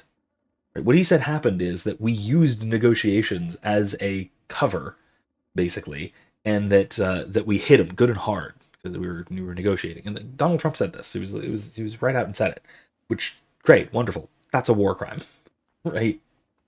Yeah. Either that, or if we're maybe to be more charitable, then maybe it's really true that the Israelis just kind of flew off the handle and just did the thing and we couldn't stop them. But he had to cover his own ass and make himself not look weak. And so he said, oh yeah, no, I knew all along. This was all part of the plan. But even if that's true, even if it wasn't part of the plan, even if he's just kind of lying after the fact, that still has the tremendous negative effect of undermining the U.S.'s capacity for good faith negotiations. We've even already seen this, right? When after the killing of Ayatollah Khomeini and his family, by the way, which, by the way, the missile that killed Khomeini also killed a baby, so keep that in mind. 13-month-old baby. Nice, very nice. Anyway, though, right after he was killed, apparently the Trump administration reached out to Iran to offer to start negotiating and to negotiate a ceasefire, and Iran told them to pound sand because the last 2 times you did this, what happened?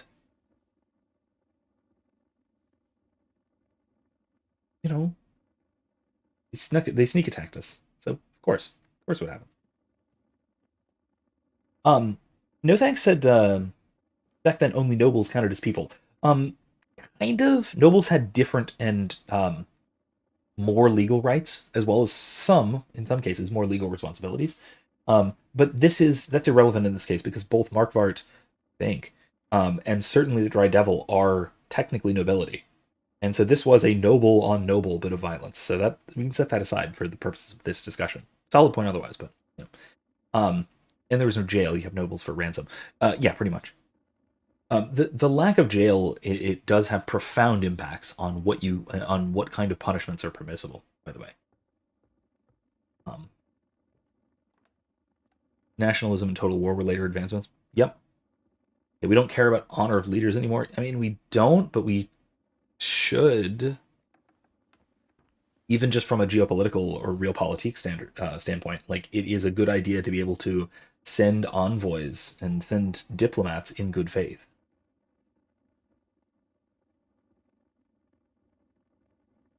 Adam, speaking of politics, says, what do you think of my most recent Substack post? Thought it was good. It was okay.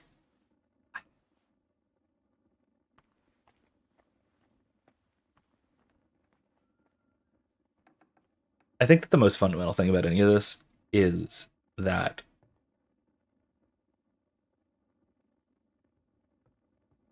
when in doubt, I'm going to echo my priest, the priest of our parish.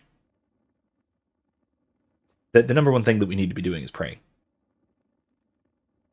That we need to pray for peace, and not just that people will be able to find a peaceful resolution, but that the hearts of those who are to commit these acts of violence will be turned back to our Lord, and that any kind of aggressive violence like this is, like you were saying, a kind of I may be misquoting you here or mischaracterizing, but a kind of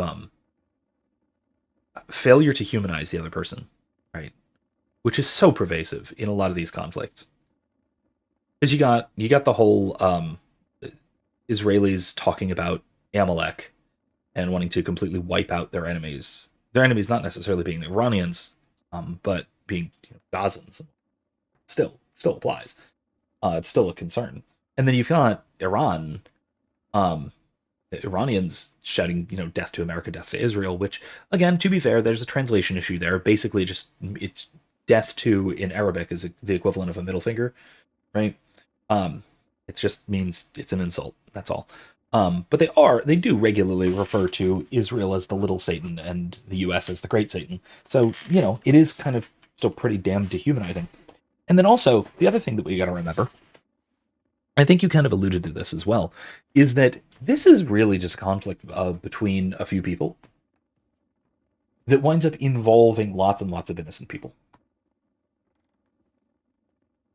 Like, I, as an American civilian,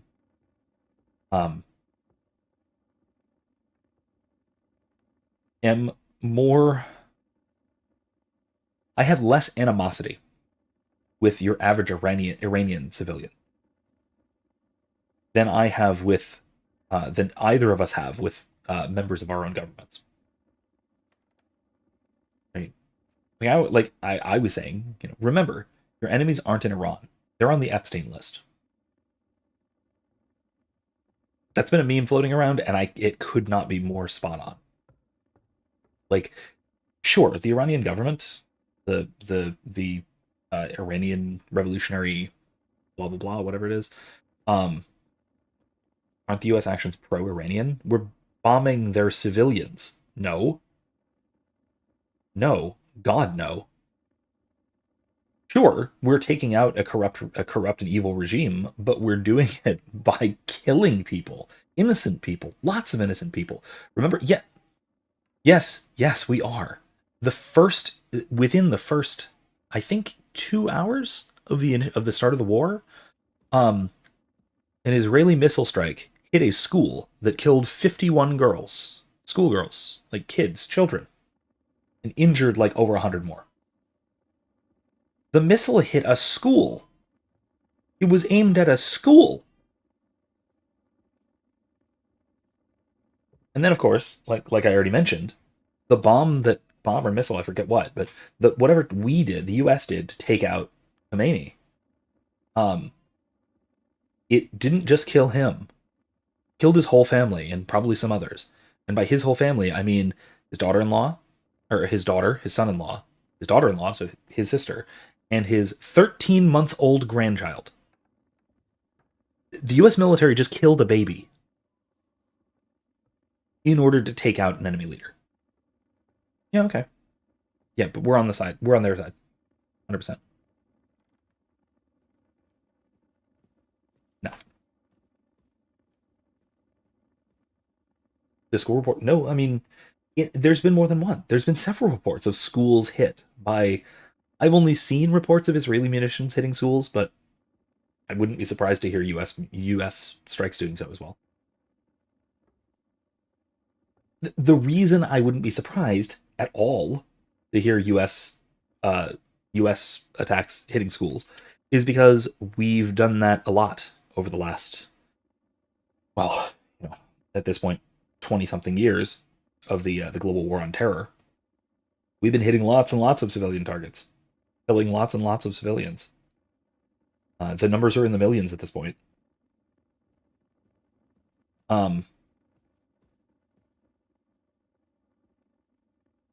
And then, of course, Israel has been very intentionally targeting civilians in Gaza for the last couple of years. Viciously targeting civilians.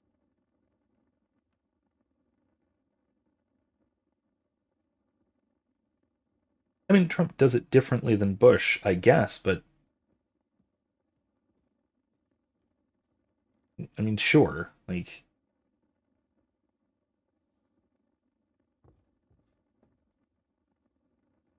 There's different ways to murder civilians. That's very true, but it's still mass murder of innocent people. It's not alright. Not the least bit.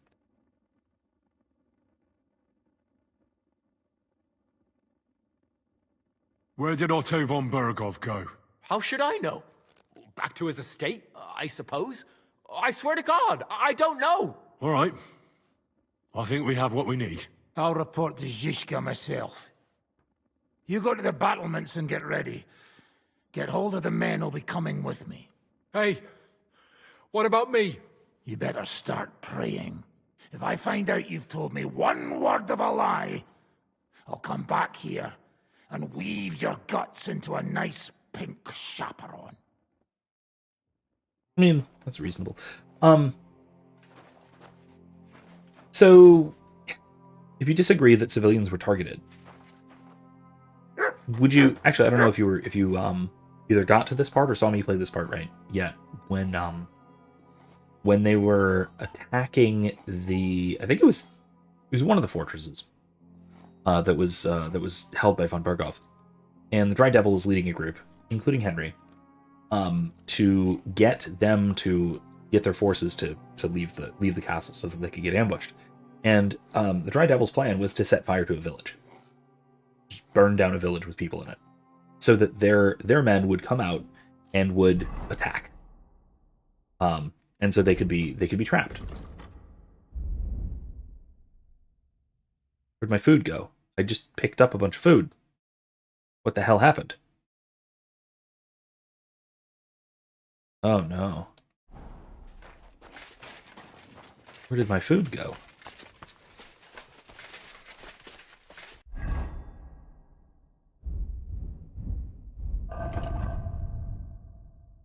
Is there any honey? Oh no. Is it in my chest? Let's go find out.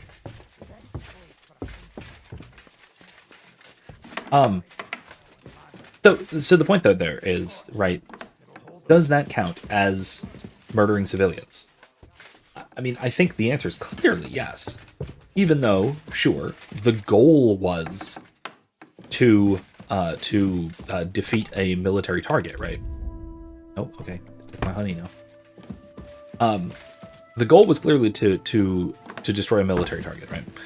But it was done by the means of directly killing innocent people. And in that case, lots of them. That is absolutely categorically unjust. That's murder. And that's also, by the way, why Henry stopped him from doing it, was because that is, in fact, murder. Can't just do that.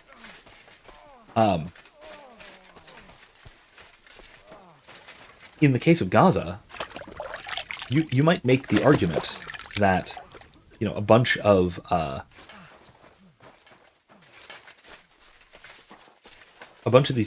people who were attacked incidentally to hitting Hamas targets. Right? But those targets were civilian targets that may have had military significance to them, which is, again, even taking the most charitable interpretation possible, that's still murder. Do you have any food for me? Half the ration for each man. We must save. Here, friend. Okay, that's fair, I suppose.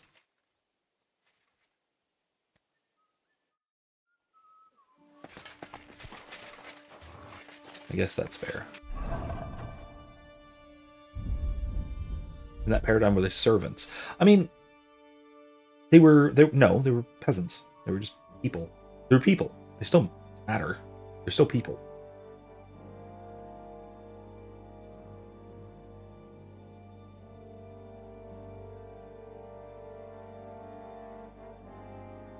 Oh, they take all your food at this point. Okay. Yeah, Nivek, I thought that was the case, but also at the same time, it was thought they might have goofed it because they goofed it last time.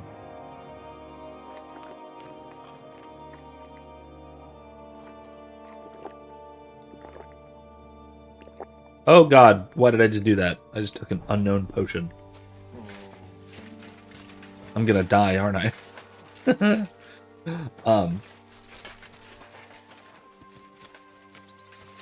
They were peasants of... They actually might have been villains, technically. If we're to go with the technical terminology. But if they were peasants, then they were the peasants of the lord who had been deposed by von Berghoff. Which I think was Pisek? I don't remember who exactly. If they were villains, then they would be technically free. In case.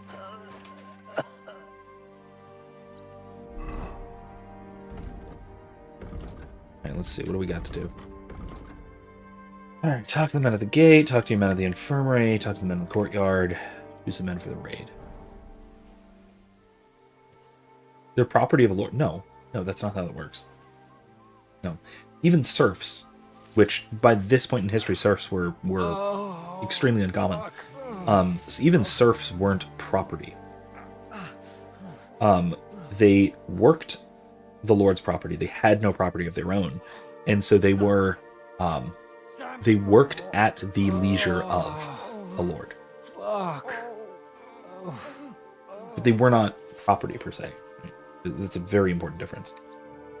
There was no chattel slavery in the Middle Ages in medieval Christendom. That was something that redeveloped in early modernity.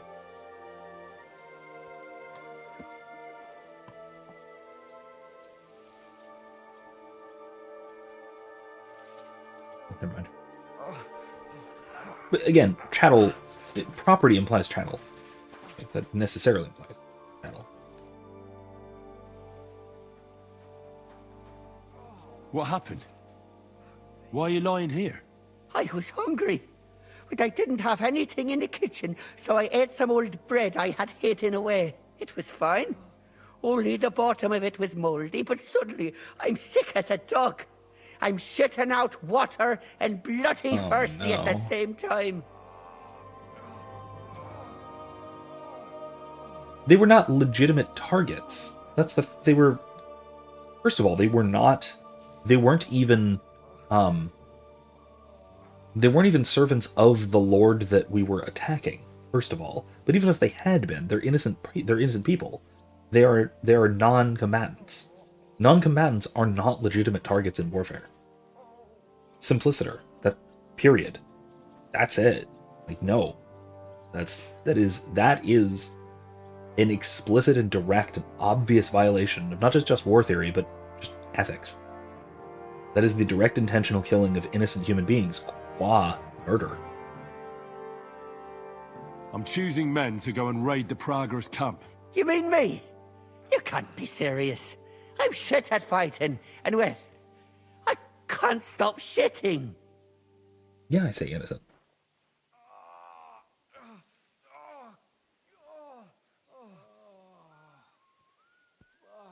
I need to think it over first. If they were enabling it, rest. Would you say then that for example, the firebombing of Dresden was, do you think that was an act of just war? Oh, fuck me. Yes? Okay, that is almost a prototypical case of a war crime. So, no, that is the direct intentional targeting of a civilian population.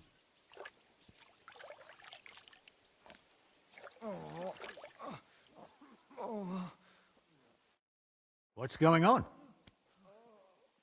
How are you doing, Huntsman? Oh, I'm glad my Marushka didn't live to see this. She'd be so afraid something would happen to me that she wouldn't sleep. And I'd be just as afraid to leave her here alone. Now I'm just looking forward to seeing her again. We're putting together a raid against the Praguers, and I'm choosing men for it. In that case, you can count on me. If someone has to die out there, let it be me and not those young lads. All right. You know what? Grab your bow and hunting knife. Let's do it. Then report to the gate. I'll do what I can.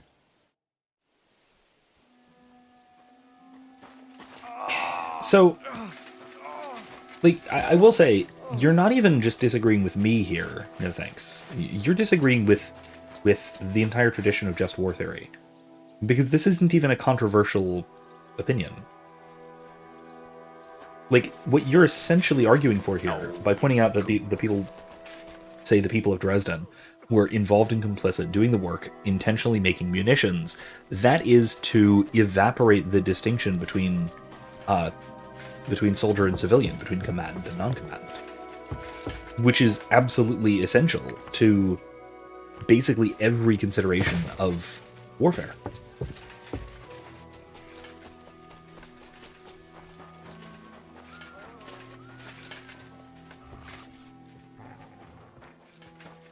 What do you mean a non-combatant doesn't help? No, a non-combatant doesn't participate in combat. That is how that works.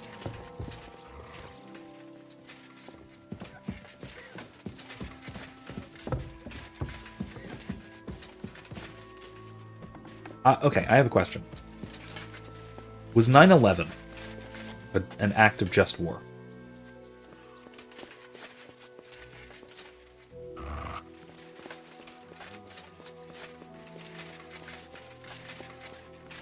Okay. Well, alright, that is a hell of a bullet to bite, I suppose. One that I will not, because it's obviously not. It is very obviously not only the targeting of civilians, but for terroristic means.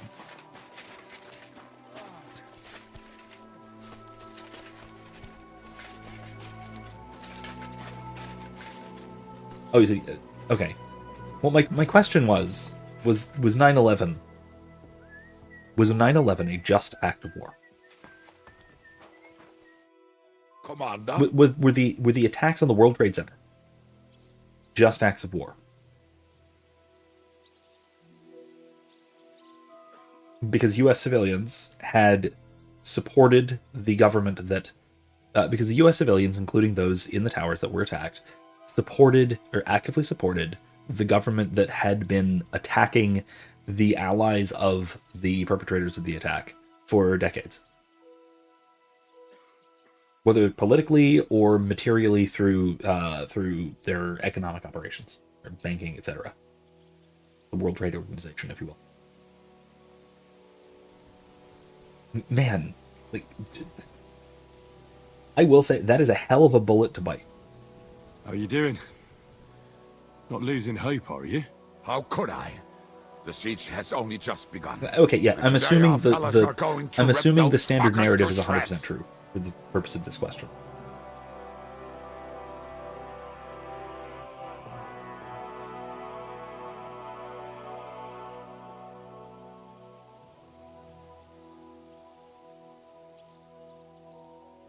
I need someone from our company to go on a raid.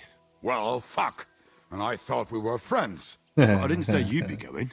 I'm just sending your pizzle. But I only want experienced men with me. No greenhorns.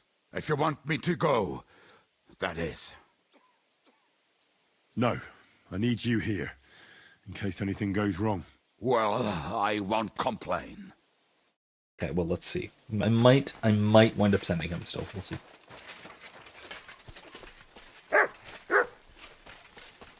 Yaroslav, Yannick. You don't believe the narrative? That's another question entirely. I'm just assuming that, just purely for the sake of argument, let's assume the standard narrative is 100% true. I think that is absolutely and almost, again, yet another prototypical example of a war crime, a violation of just war theory, because it targets innocent civilians. I'm listening. How's it going, Yaroslav? Don't worry. Us Skalitz lads are thick-skinned, right? Oh, right. And Henry. I talked to Samuel.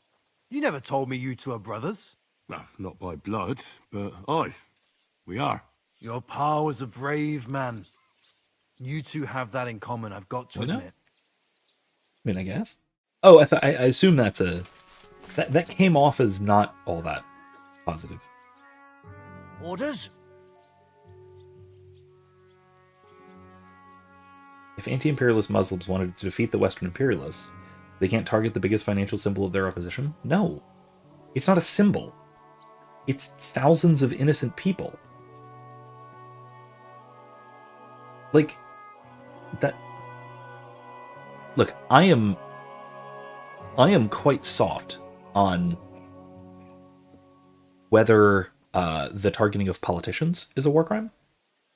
I tend to think that at least in some cases, if the politician had a direct role in the commission of war, right?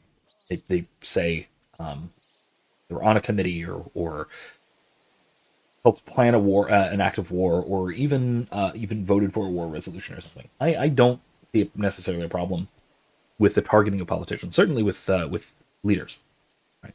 Political leaders. But that's because they're not innocent. Those are effectively commanders.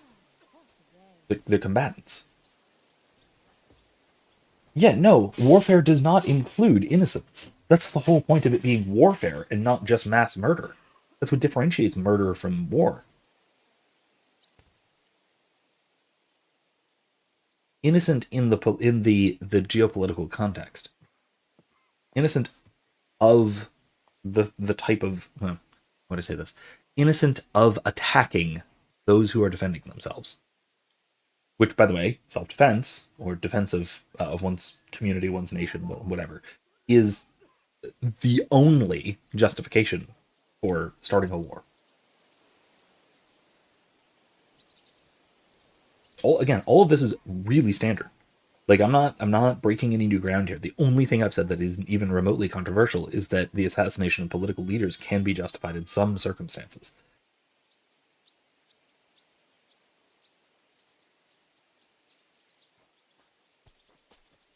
How's it going, Yannick? How do you think? Me and Yaroslav spent half our lives guarding that gate together. And now we're guarding another fucking gate, just at a different castle.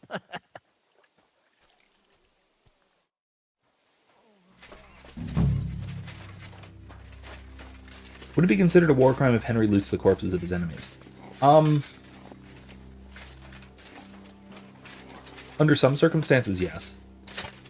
If there is a reasonable expectation for someone to retrieve their goods, and for them to thereby be returned to, say, their next of kin or what have you, then Henry is essentially stealing from those who would receive it. In which case, yeah, it would be something like a war crime. But if he's looting, say, for the sake of military expenditure, right? Like after the last little skirmish, I loot the guys for their food, because we're hungry, or maybe their weapons or their arrows because we need to shoot them. That's perfectly permissible. Now, it's a little more complicated if you were, say, looting a bunch of bandits. If a bunch of bandits attack you and trying to steal your stuff, and you beat them up, can you loot them? Questionable.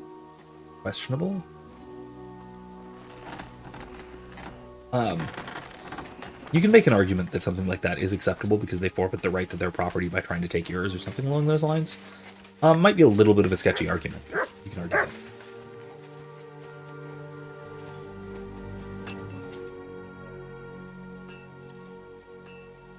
I'm fine on ammunition. I'm all good. What we got here?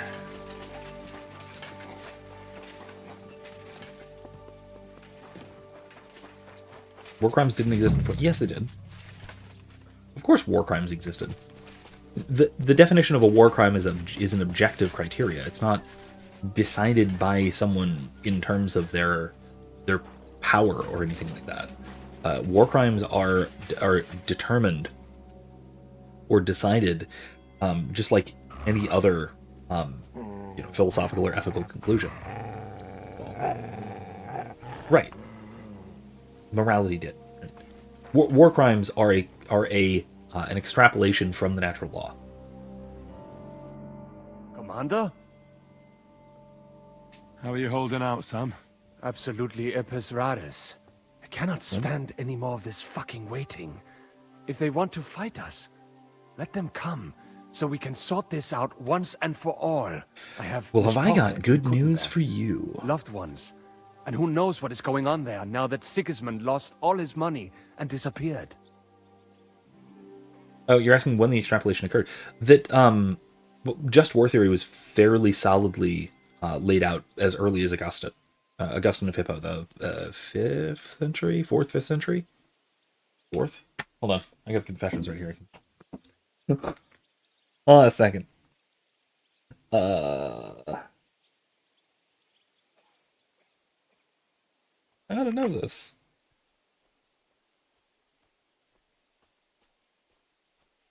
Oh yeah, 4th into the 5th century.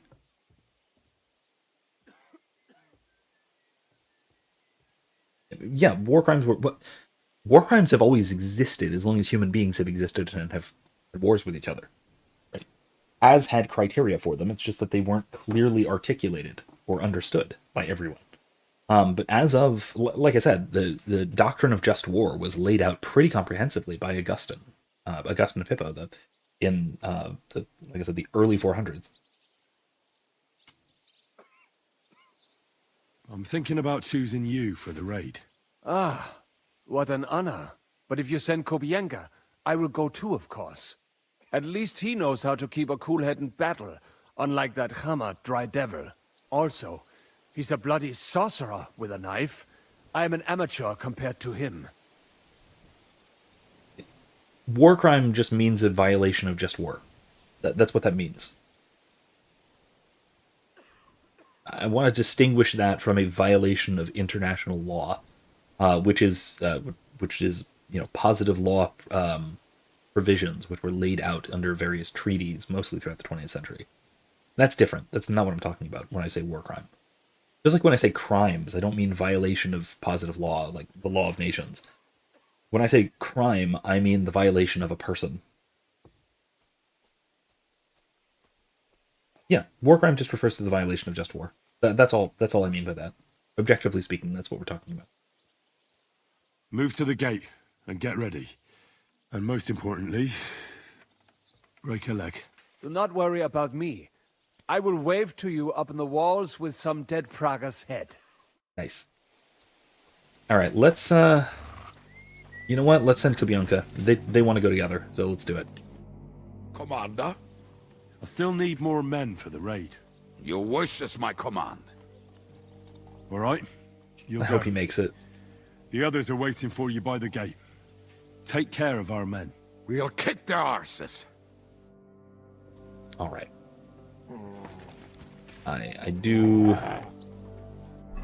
really love Kubianka. Tell Capon the marksman's ready. Okay. Go for Capon.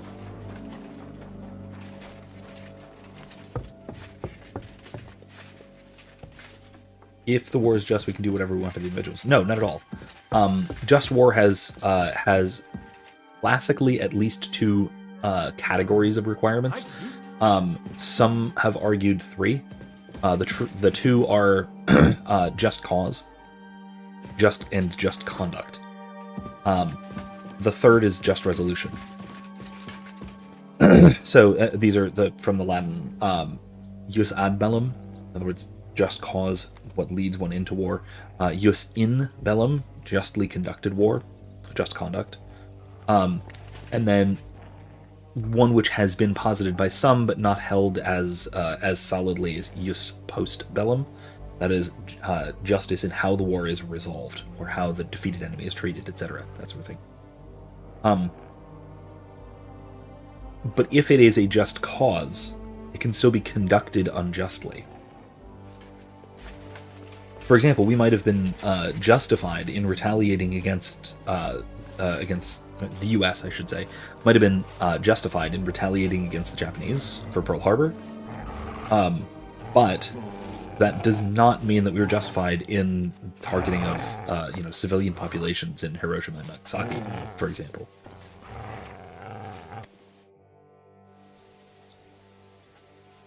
Everything's ready. Should I give the order to attack? There's no point in putting it off any longer. May God be with us. Ready then? Did you remember to take ammunition from the smithy? I've got ammo enough, I'm good. Yeah, Nivek, the one picture of the Soviet soldier that had like 5 German watches on his wrist they had to Photoshop out. Yeah, that is an example of probably unjust looting, because those the wealth that he stole was not, it was genuinely stolen and could have been, at least presumably, returned to next of kin reasonably. Right. I think that a lot of this comes down to whether the property was, in any sense, abandoned, right?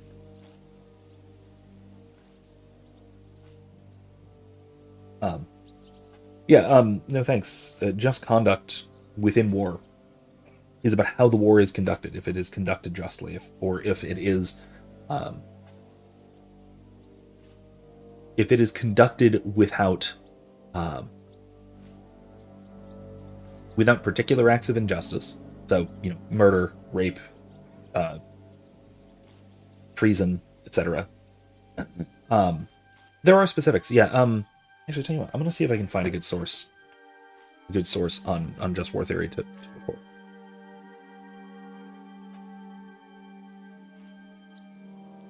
I'll put it in the description. There is somewhere a compendium of just war theory or just war doctrine that I think has magisterial authority, if you're into that sort of thing. Otherwise, I can point you to Augustine mostly talks about it in City of God. But City of God is dense and covers a whole lot of topics, and I don't remember offhand where it is in it. I don't have a hard copy, so I can't exactly just glance through it.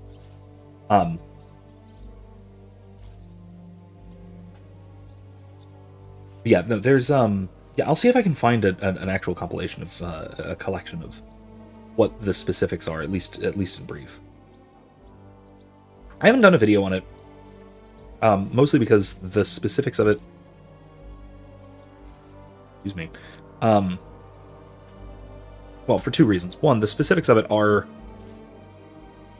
they vary somewhat depending on how they're formulated and how things are categorized, and so I don't feel confident enough with my expertise to lay out exactly the right schema, right, to organize all of the principles of just war theory. The other reason I hesitate to make a video on it is that it's not something that I have particular insights into, aside from a few rather controversial points, like I said about say, for example, the under some very narrow circumstances, the assassination of political leaders, which is something I do, in fact, have a video about. Actually, I'll link that too.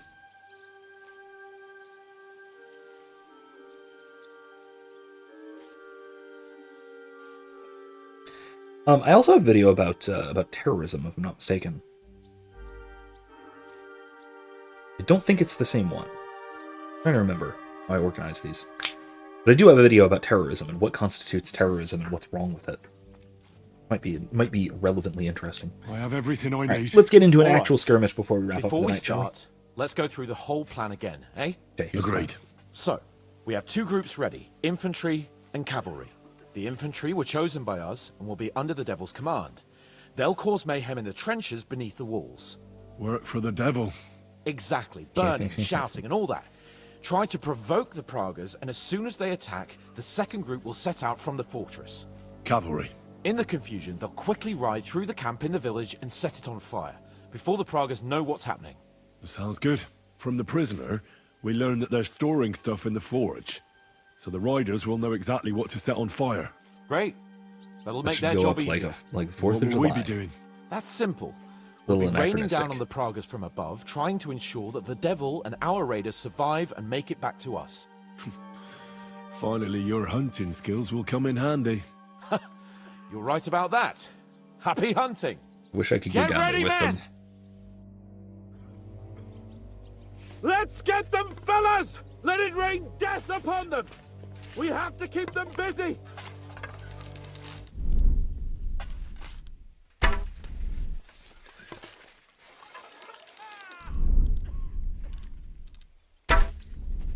I missed him. Shoot. Go fuck yourself!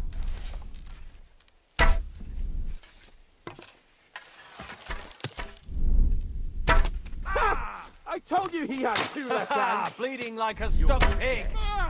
One down.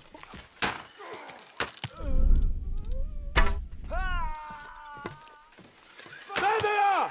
Careful not to hit our men! They're carrying torches! Now I'll show you. Okay, our men are carrying torches. Good to know. I'll beat you to a bloody pulp, fucker! Come on. Look out! Enemy marksmen on the right! Take them out, quick! Fucking horses! It won't be much longer! Take one for 2, old marks! Oh, archers. Okay. Surprise, eh? Dung grubber! They're lining up in the back!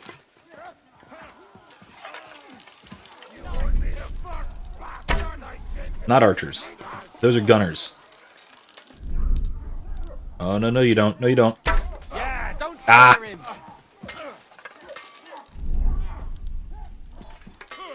Hold! They're lining up in the back!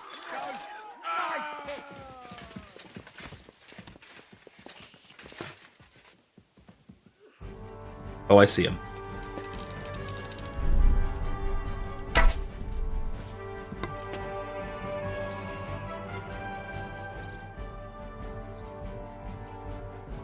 Nice, they're burning everything. Sounded the alarm in the village! They're lining up over there on the road on the right!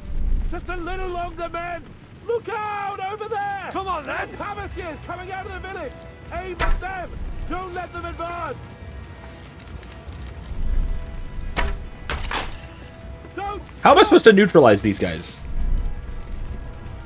Pavasiers. Oh, yeah, got him in the ankle. Nice hit! He's dead. Drew blood! Yeah! Had enough! Don't Good. keep! Hold! What They're now, lining up in the fucker? back! Nice hit! Drew blood! Yeah! Ha! I told you he had 2 left hands! Slice him Our up! men are... Woo! Did I get him right in the head? I think I did. Behind! Ha! Bleeding like a stuck pig! You asked for it! Now you're Great! finished! They're retreating! Good work! Yeah, don't spare Now's our him! chance! There we go. Is it settled with a crossbow? Nah. The bow, the rate of fire on the bow is a lot quicker. Hey! I was using a crossbow for a lot of the Back game. to the castle!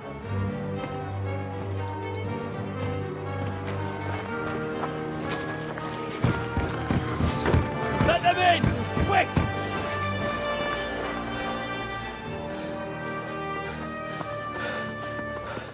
Don't make it?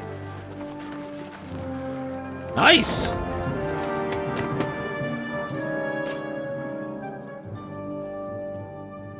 We did alright. Devil, was it a success? What? Can't you smell the ash in the air? Yeah, I was watching. It was quite something. How did my men do? Well, I've got to say you chose well. You really worked as a team out there. That's why they all managed to come back alive. Nice. Give them my praise. How did the battle go? Down there, I mean. I reckon things were a lot different up on the walls. Yeah, it was a bloodbath as always. Only I think I knew one of those fellas. Not anymore. One of the Praggers? From where? Yeah, I think we were in Austria together. In Weikertslag. They called him Wasp. A little hot-headed That's bastard familiar. who showed up wherever blood was being spilled. I liked the bloke. I have no idea how he ended up with the Praggers. But knowing him saved my life. How so? He helped you? No, but when he saw me, he hesitated. Just long enough for me to stab him in the throat. Well, if I hadn't, he would have done the same to me. Yeah, I mean, that's true, I suppose. Imsib asks about Marvel clones. If a married couple's genetic material is taken to genetically engineer a human, not a clone, but genetically the child of 2 people, if that person was born from an artificial womb or tank, think Star Wars, Are the genetic parents the actual parents? Should they be? Yes. Yes. But whoever is responsible for doing so does something heinously wrong, certainly. Is the destruction of the Death Star a war crime? Probably not. Probably not. It is a specifically military target manned by military personnel. And I don't think it can be reasonably disabled without being destroyed. Right? If it were possible to disable and not destroy the thing, that were reasonably possible given the analysis of the plans or whatnot, then the rebels would have an absolute moral obligation to do so, disable it without destroying it. And yeah, the guys in the cafeterias, yeah, I mean, they are presumably military personnel, but non-combatants. And so, again, what we have there is, I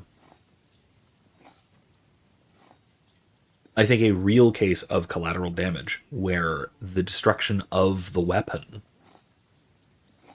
is the only objective, the only goal. And the only way to accomplish that goal is would have the consequence of the deaths of those aboard, right? And that is, again, purely by stipulation, right? That is as laid out in the film. That is, in fact, the only way of stopping the thing, of stopping a weapon of mass destruction. Okay, the difference between the cafeteria lady on the Death Star and the guys in Dresden was that the rebels didn't target the cafeteria lady in the Death Star. It's the difference between, say, hitting a... You know those big train guns that the Nazis had? The big train artillery pieces? The railway-loaded artillery pieces? Suppose a bomb hit one of those and the shrapnel killed railway workers. That's very different from bombing railway workers. Which, by the way, train guns are very cool. Like, Nazis are not. They're really cool. That's a really cool piece of war tech.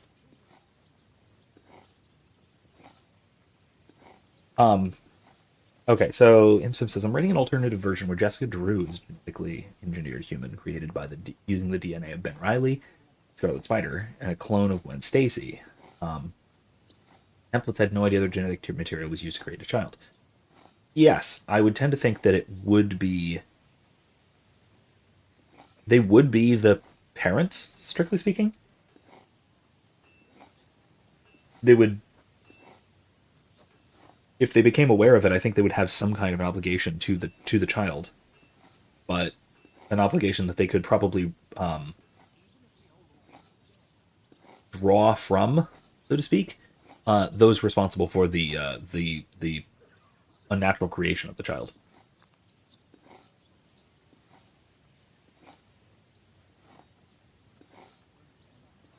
How do you think the Praggers will retaliate? I'm sure they'll be more careful now, and will slow their advance. So I reckon we did fucking good. Well then, I'll go and report to Zizka.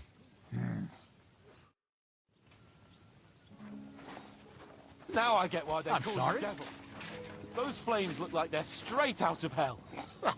For fuck's sake, what are you so chuffed about? That was bloody close. I was starting to think we wouldn't make it back. Nonsense! Good work, everyone. Now go ahead and keep singing praises. Oh, you poop. I'm gonna go and wet my whistle. Of course you are. I'm getting too old for this shit. Of course you are.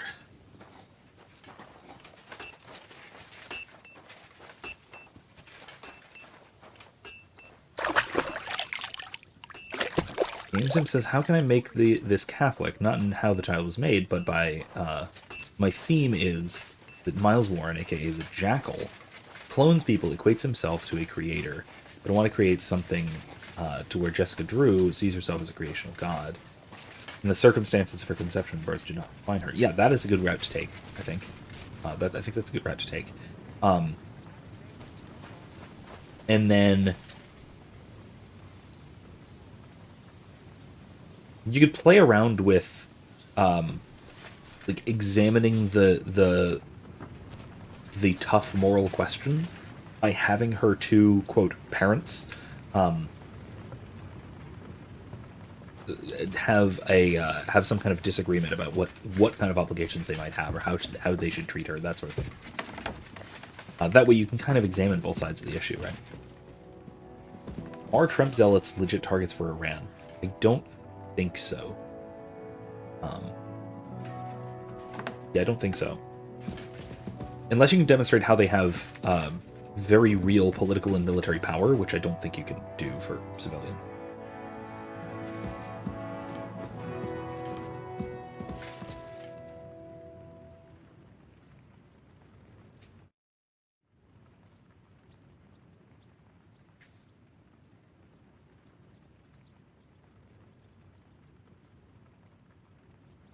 The raid is over. It was a success. And most of the men came back alive. I know. Good work, Henry. Go and get some rest. You deserve it. What are we going to do now? There's nothing we can do but wait. I was hoping they'd realize by now there's no easy plunder here and leave. But it looks like we'll have to hold out a bit longer. We can't let them have that silver. We have to hope Jobst returns soon with his army. You did a good job with that prisoner. You got a lot of information. As long as they don't bring in catapults from Prague, we still have a chance. But if they do, we're fucked. That injury taking care of Markvart will help us. And if that idiotic Frenchman is in charge now, it's only a matter of time before they fuck up. I mean, presumably, unless he was fucking up on our side on purpose.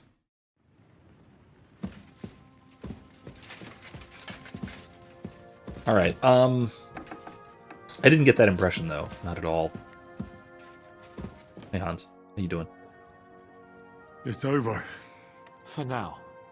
I'm starting to think there's no way out this time. How many more men have to die before this is really over? None of ours have died yet. This. At least not in that I attack. don't want to send anyone else to their death.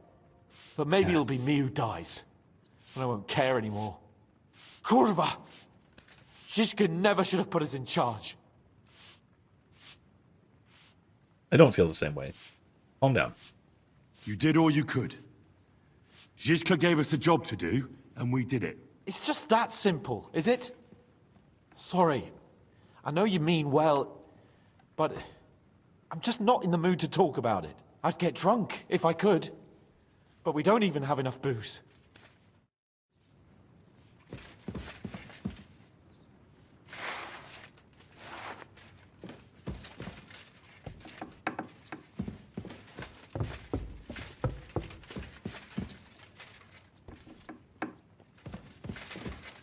See how much further we can get, huh?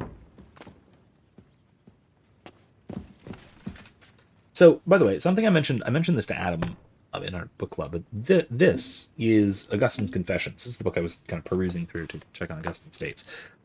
This is an edition that I recently got, which I should have gotten it a long time ago, and I highly recommend. This is the translation by Thomas Williams, who's an old professor of mine. It is phenomenal.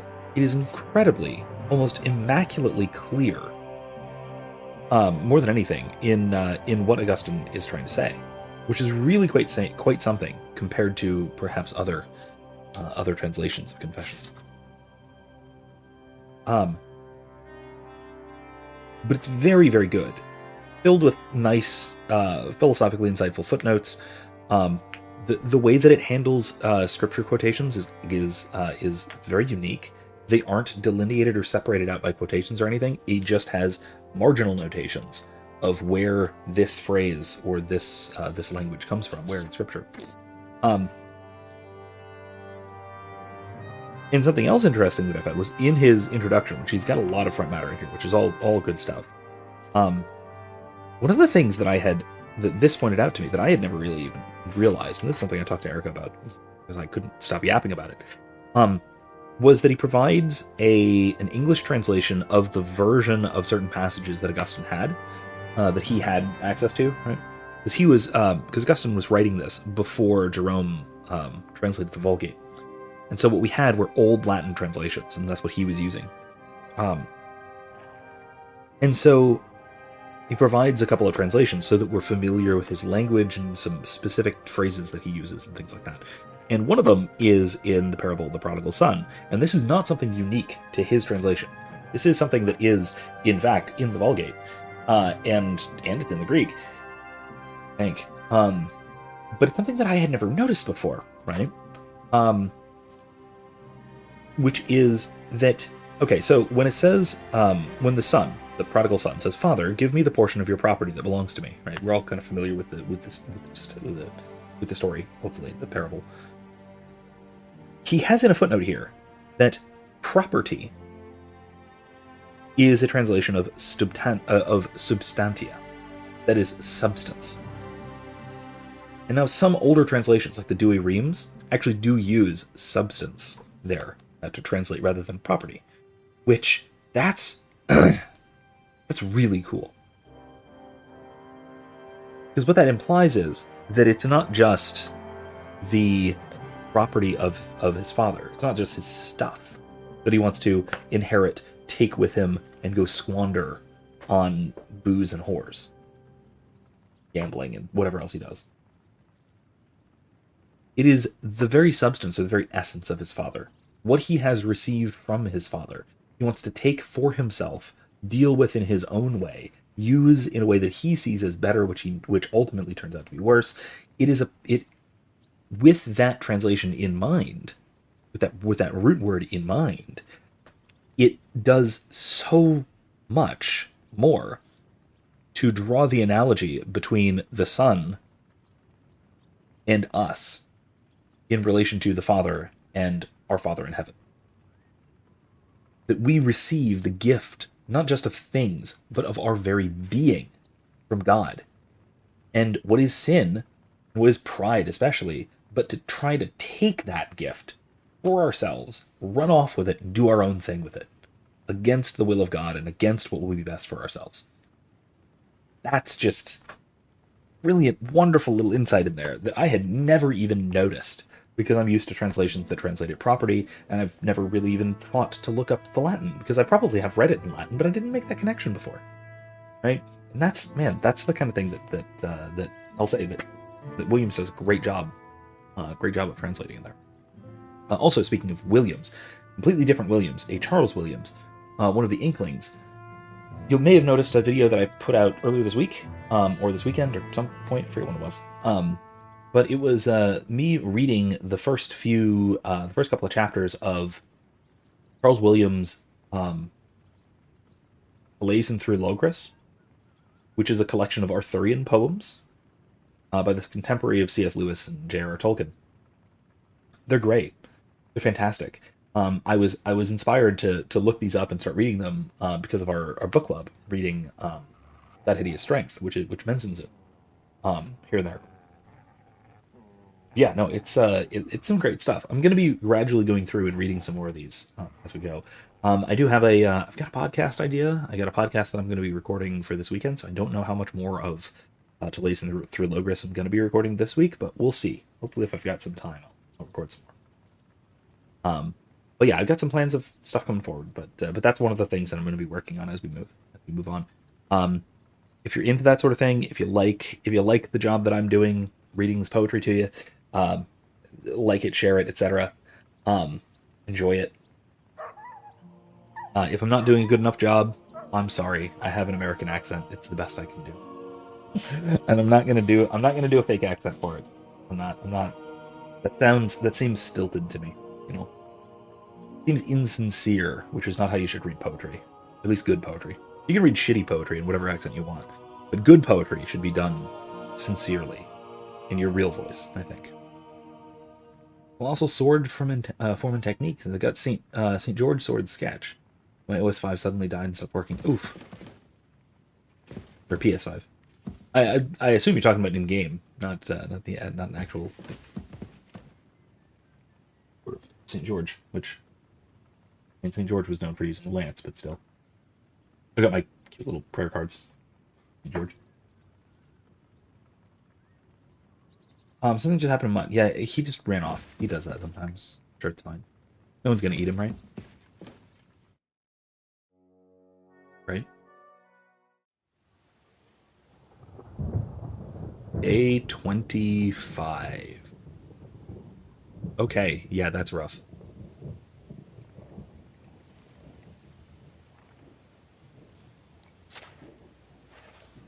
I should note, by the way, historically, the siege of Sukdal did not actually take nearly this long. I think it was like less than 2 weeks, if I'm not mistaken. Oh, I'm fucking starving.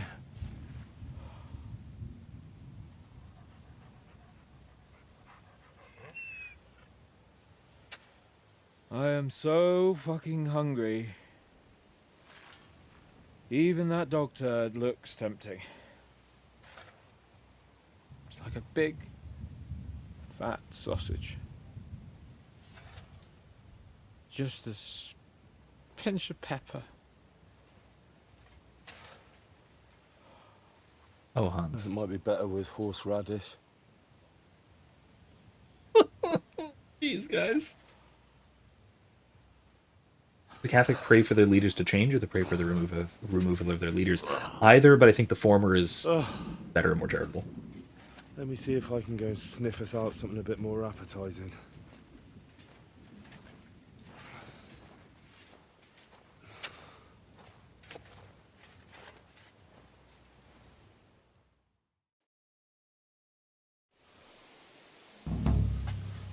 Don't forget about me, otherwise... Oh yeah, nourishment at 20. Yeah, it's not great. That's Janosch for food. For me and Capon.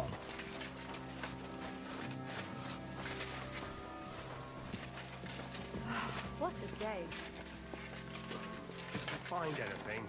Not even a bread crust. Everything Do we really not even have a piece of stale old bread? Man shall not live by bread alone, but by every word that cometh from the mouth of God, lad. Are you trying to console us or provoke us? Hey, what do you fellas over in Africa eat anyway? Chicken, fish, rice, millet, anything you can imagine. But do you know what I would really like to have right now? Yogurt. What's that? Yogurt. Thick sour milk? Nice and cold with honey. There's nothing better in the heat of Mali. Milk with honey? Oh, yuck. That'd make me shit like a rabbit. It wouldn't bother me, but a rabbit. Now that sounds delicious. Hold on. Why are we doing this? Why are the... Do not even have a piece of stale old bread? Jeez. Why are the like Middle Europeans implying lactose intolerance, while the African and Jew are like, oh yeah, that sounds good, wouldn't bother me. That seems weird.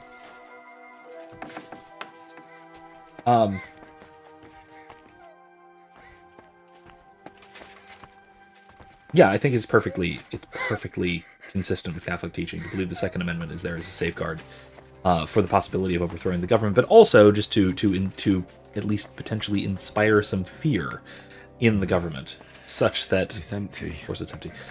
Such that they are disincentivized from tyranny. Let's say, because it's always better to disincentivize someone from doing something wrong, to basically get them not to be, to convince them to not be evil, than to stop them from being evil. And that is the same thing applies to praying for your leaders. Right? We should pray that our leaders repent and return to Christ and believe the gospel. That we should pray for everybody. It's best to remember that even though these people do horrible and evil things, they are not themselves intrinsically evil. Do you know where I could get some food? I've had nothing myself today.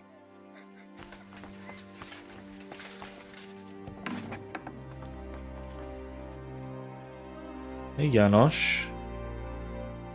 I'm starving, Janosch. You wouldn't have anything? For me and Capon. I wish I can help you, but I cannot just give what anybody want, even friend. I really don't have nothing to give away just like that. Yeah, I figured. Hey, come here. Are you fucking joking? It's my turn for food next. You trying to get yours instead of me? You fucker. Not only did you get grub last night, but we have to keep that damn dog of yours fed too. I've had enough! It's time we served your little mutt up on a platter! Stop picking on me! And leave my dog alone! Bastard!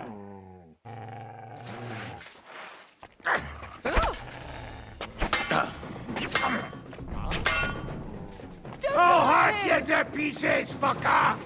Have you had enough? Aye, Curva. Leave me alone. No one's gonna touch Mutt. Got it? And keep the beast out of my sight. Otherwise, there's no telling what I'll do.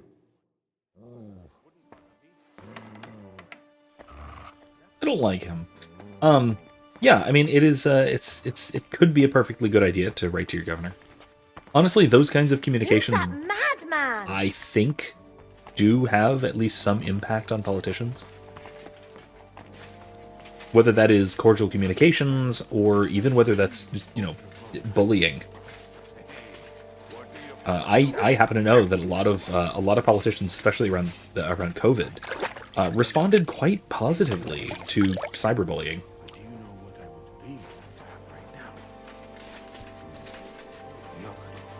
Not saying that that's necessarily what you should do in your circumstance, but politicians, a lot of politicians, are actually pretty sensitive to constituents. Or even maybe a religionist. I brought you something to eat. Let's see. Quick. No, I didn't. Nothing. Okay, I'm For sorry. fuck's sake, Henry. Can't you hear my stomach growling? Don't fucking joke around. Sorry, bud. I'd really like to get out of here and go hunting. I, too, would like to go and hunt. Maybe, hey, here's the thing. I'm gonna have to say no. We were able to break our way out of here to beat the hell out of their town. Why can't we just bust out and get a little bit of food here and there? Oh god, Imsimp, that's right, I forgot you're in California. I don't know how well that would work, but hello, Governor Newsom. I oppose a lot of what you do, but I'm praying for you. Use the power of God has given you good of mankind. Well, amen. I mean, it's worth something. I forgot you were in California. Yeah. I asked Janos for food, but he had nothing. We'll get something when it's our turn. But I'm hungry now. I know. You think I'm You're not? whining. All the more reason for you to try and find something, eh? Sometimes you're just unbearable. Do you know that? I told you there's no food. Not even for Lord Capon of Perkstein. For no one. Calm, don't get angry. It's just that I'm hungry, that's all. We'd better go to the funeral. Zizka told us to meet there. Oh boy.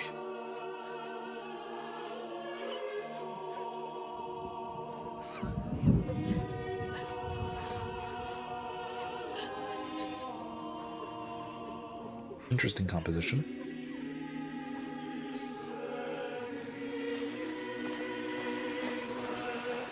Oh, great.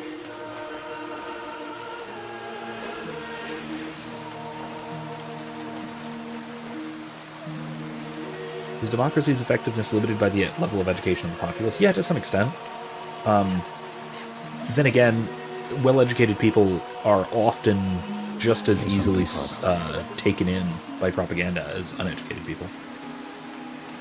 There's that.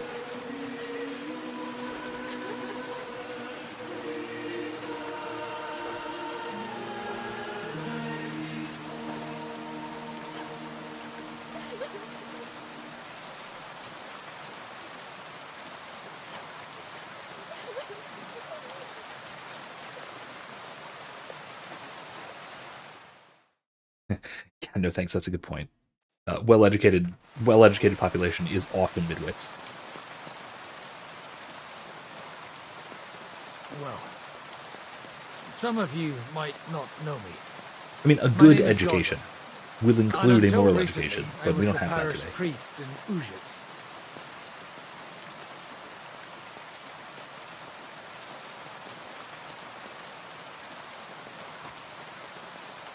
This ground is not consecrated. But I believe God will accept our friends into his heavenly abode when we pray for them. Let's do it. Requiem aeternam dona eis Domini, et lux perpetua luciat eis. Te desit hymnus Deus in Sion, et tibi redetur votum in Jerusalem. Exaudi orationem meam, ad te omnes caro veniet. Kyrie eleison. Kyrie eleison. Christe eleison. Christe eleison. Kyrie eleison. Kyrie eleison.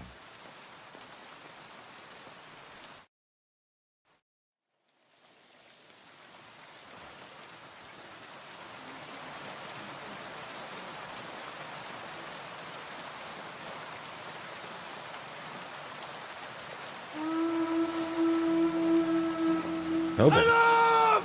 Everyone to the battlements! Letters coming! Get ready! They're coming from this side too! We need reinforcements! And, Henry, take your men and knock down those ladders! We'll defend this side. Okay. Let's go. It is midnight, but I'm gonna go ahead and wrap this little part up. Unless this is the game. To the wall! Which gets We didn't stand our ground for so long just to give up now! Excuse me. Where are these ladders? Me! Those ladders can't stay up! Knock them down with helmet! I'll take care of it. Get ready to leave this lot! Stand up to this! Oh man, they're shooting at us like crazy too.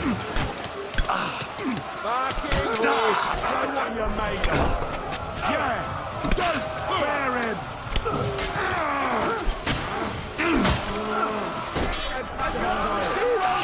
Can't quite do that. There we go. Problem solved. Stand up to this! Come on! Your eastern ears peaked when you heard Kyrie eleison. We say that too.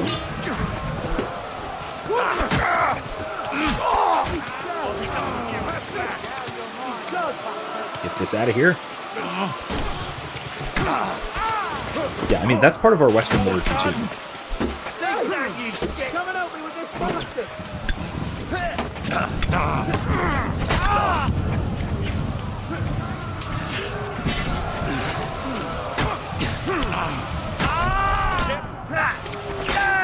Okay.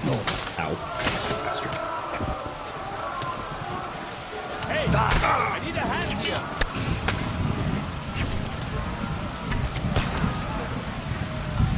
Okay, did we get them all?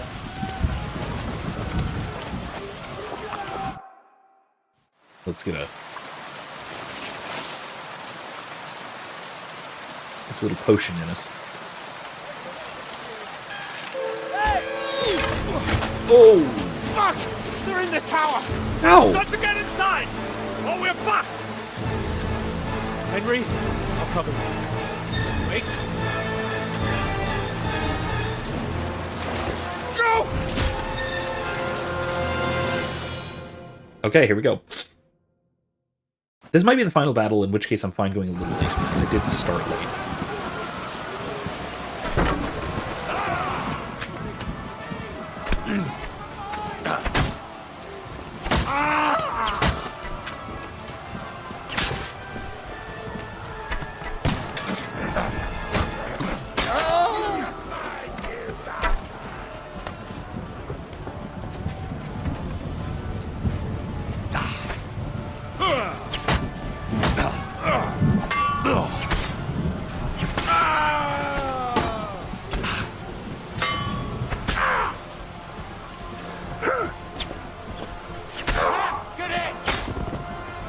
That's it, right?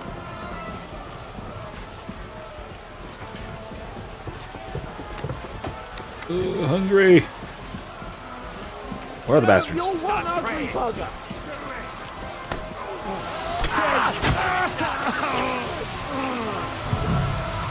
Yep, more ladders.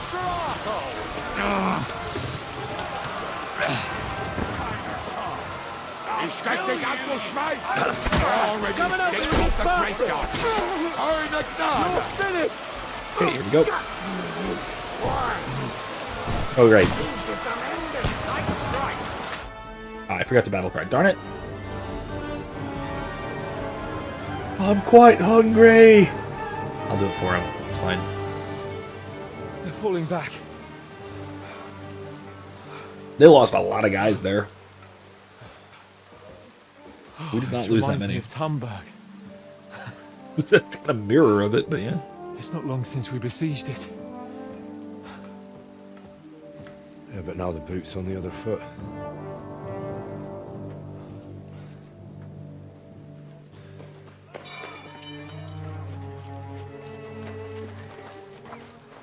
Raise the drawbridge! Did we lose the outer bailey?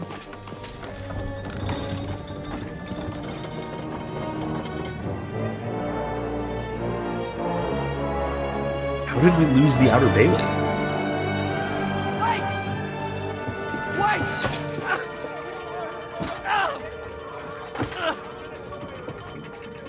Ooh. What happened? What do you think happened? There's hordes of them. We lost the outer bailey.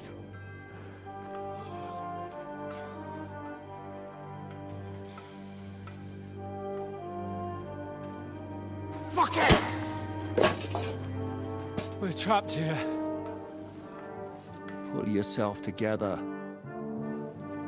We will find a way out of this mess.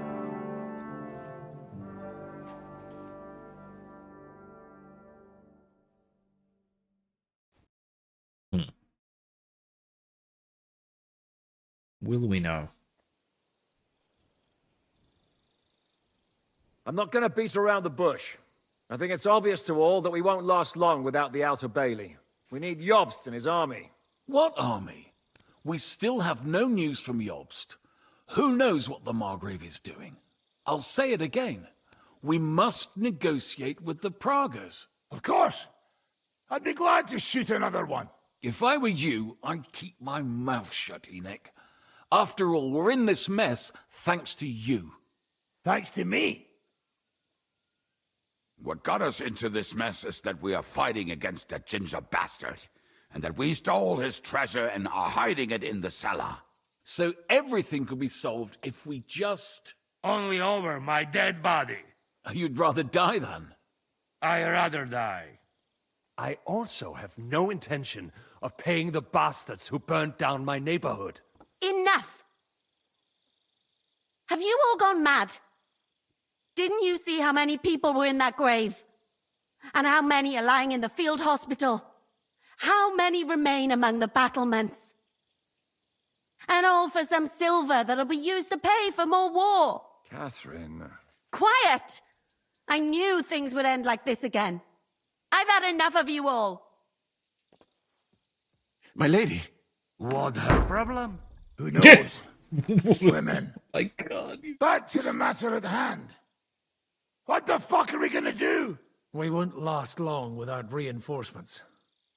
And the only person capable of sending them is Jobst. If he's managed to gather any men at all. We can only hope. It reminds you of the Game of Thrones Have to ending. get a Yeah, kind of. message to him. Well, that leaves Unlikely us ally with stuff one for sure. little problem. Someone must take the message, crawl out of here through the Pragas army, steal a horse, then deliver it. Bear in mind that the last man to try that failed, and we were in a much better situation at that time. We can draw straws. Fuck straws. I will do it. Seriously? Yes. I've got some unfinished business out there. And if we die here, it will never get done.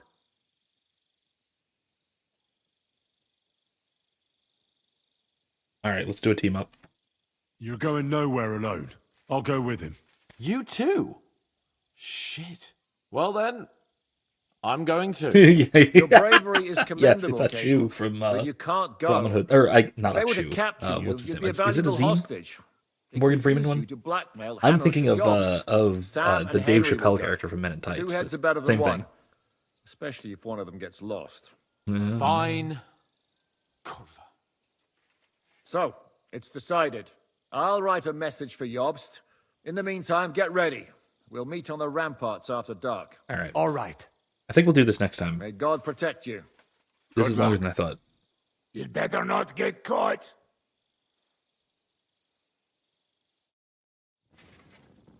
Henry, come here for a moment. I need to tell you something about Catherine. About why she yelled at us? No. Well, what got into Catherine? You can't blame her. You're not the only person to lose someone. What? I too lost my wife. But neither of us have experienced anything like what she... You know what? This is actually the end, so I'm just going to go for it. She wants to forget, but the war has taken everything from her. Why are you telling me this just now? She doesn't want anyone else to know, to ask her questions about it, to feel sorry for her. But now, given our situation, I just wanted you to know why she reacted like that. The whole time she's been with us, she hasn't let a single man get close to her. But I have the feeling she's close to you. Maybe you remind her of someone. You're right. Maybe she likes you. And now she's probably afraid that she'll lose everything again. What the hell am I supposed to do? I don't know. Maybe try and talk to her before you go. All right. What in God's name happened to her? Before I met her, she led a simple life, like every woman should. That is, before the war changed everything. Sigismund's army attacked her village. Like our Skalitz. Her husband was a tough man. He defended his family. He managed to kill 2 of them before they chopped him to bits. Like my father. Maybe that's why they took such brutal revenge on her. They must have done terrible things to her. The animals. When we found her by the road, she was still holding a dead baby in her arms. My God. I'll never get that terrible picture out of my head. You can only imagine the hatred she's been carrying around with her since then. But it's deep inside. She's masking it. The only thing she wants is revenge. That's why she's with us. That's why she does all she does. I better go now. All right. Good luck, Henry. Thanks. I'm as hungry as a wolf. How's my armor that hurt? Alright, I'm going to fix up my armor real quick. I think. I still have my stuff to do that with, right? My hair kits. Yeah, here we go.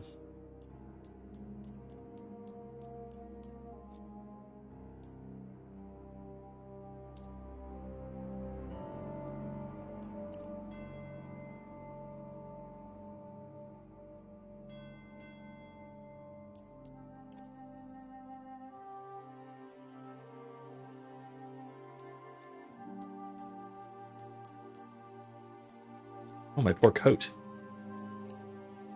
Been deeply messed up. Alright, that's that, right? Yeah. Ooh, hungry. Alright, yeah, I am going to call it there. That's all I got time for, unfortunately.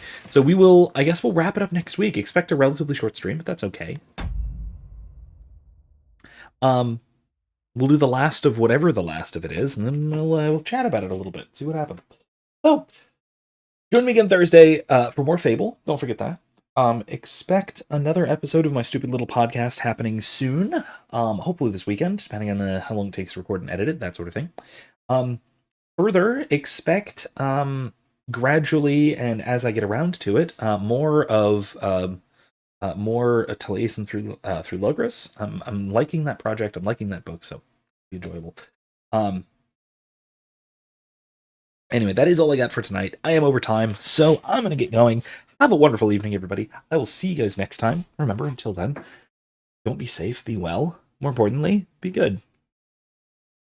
Don't commit war crimes. Good night, guys.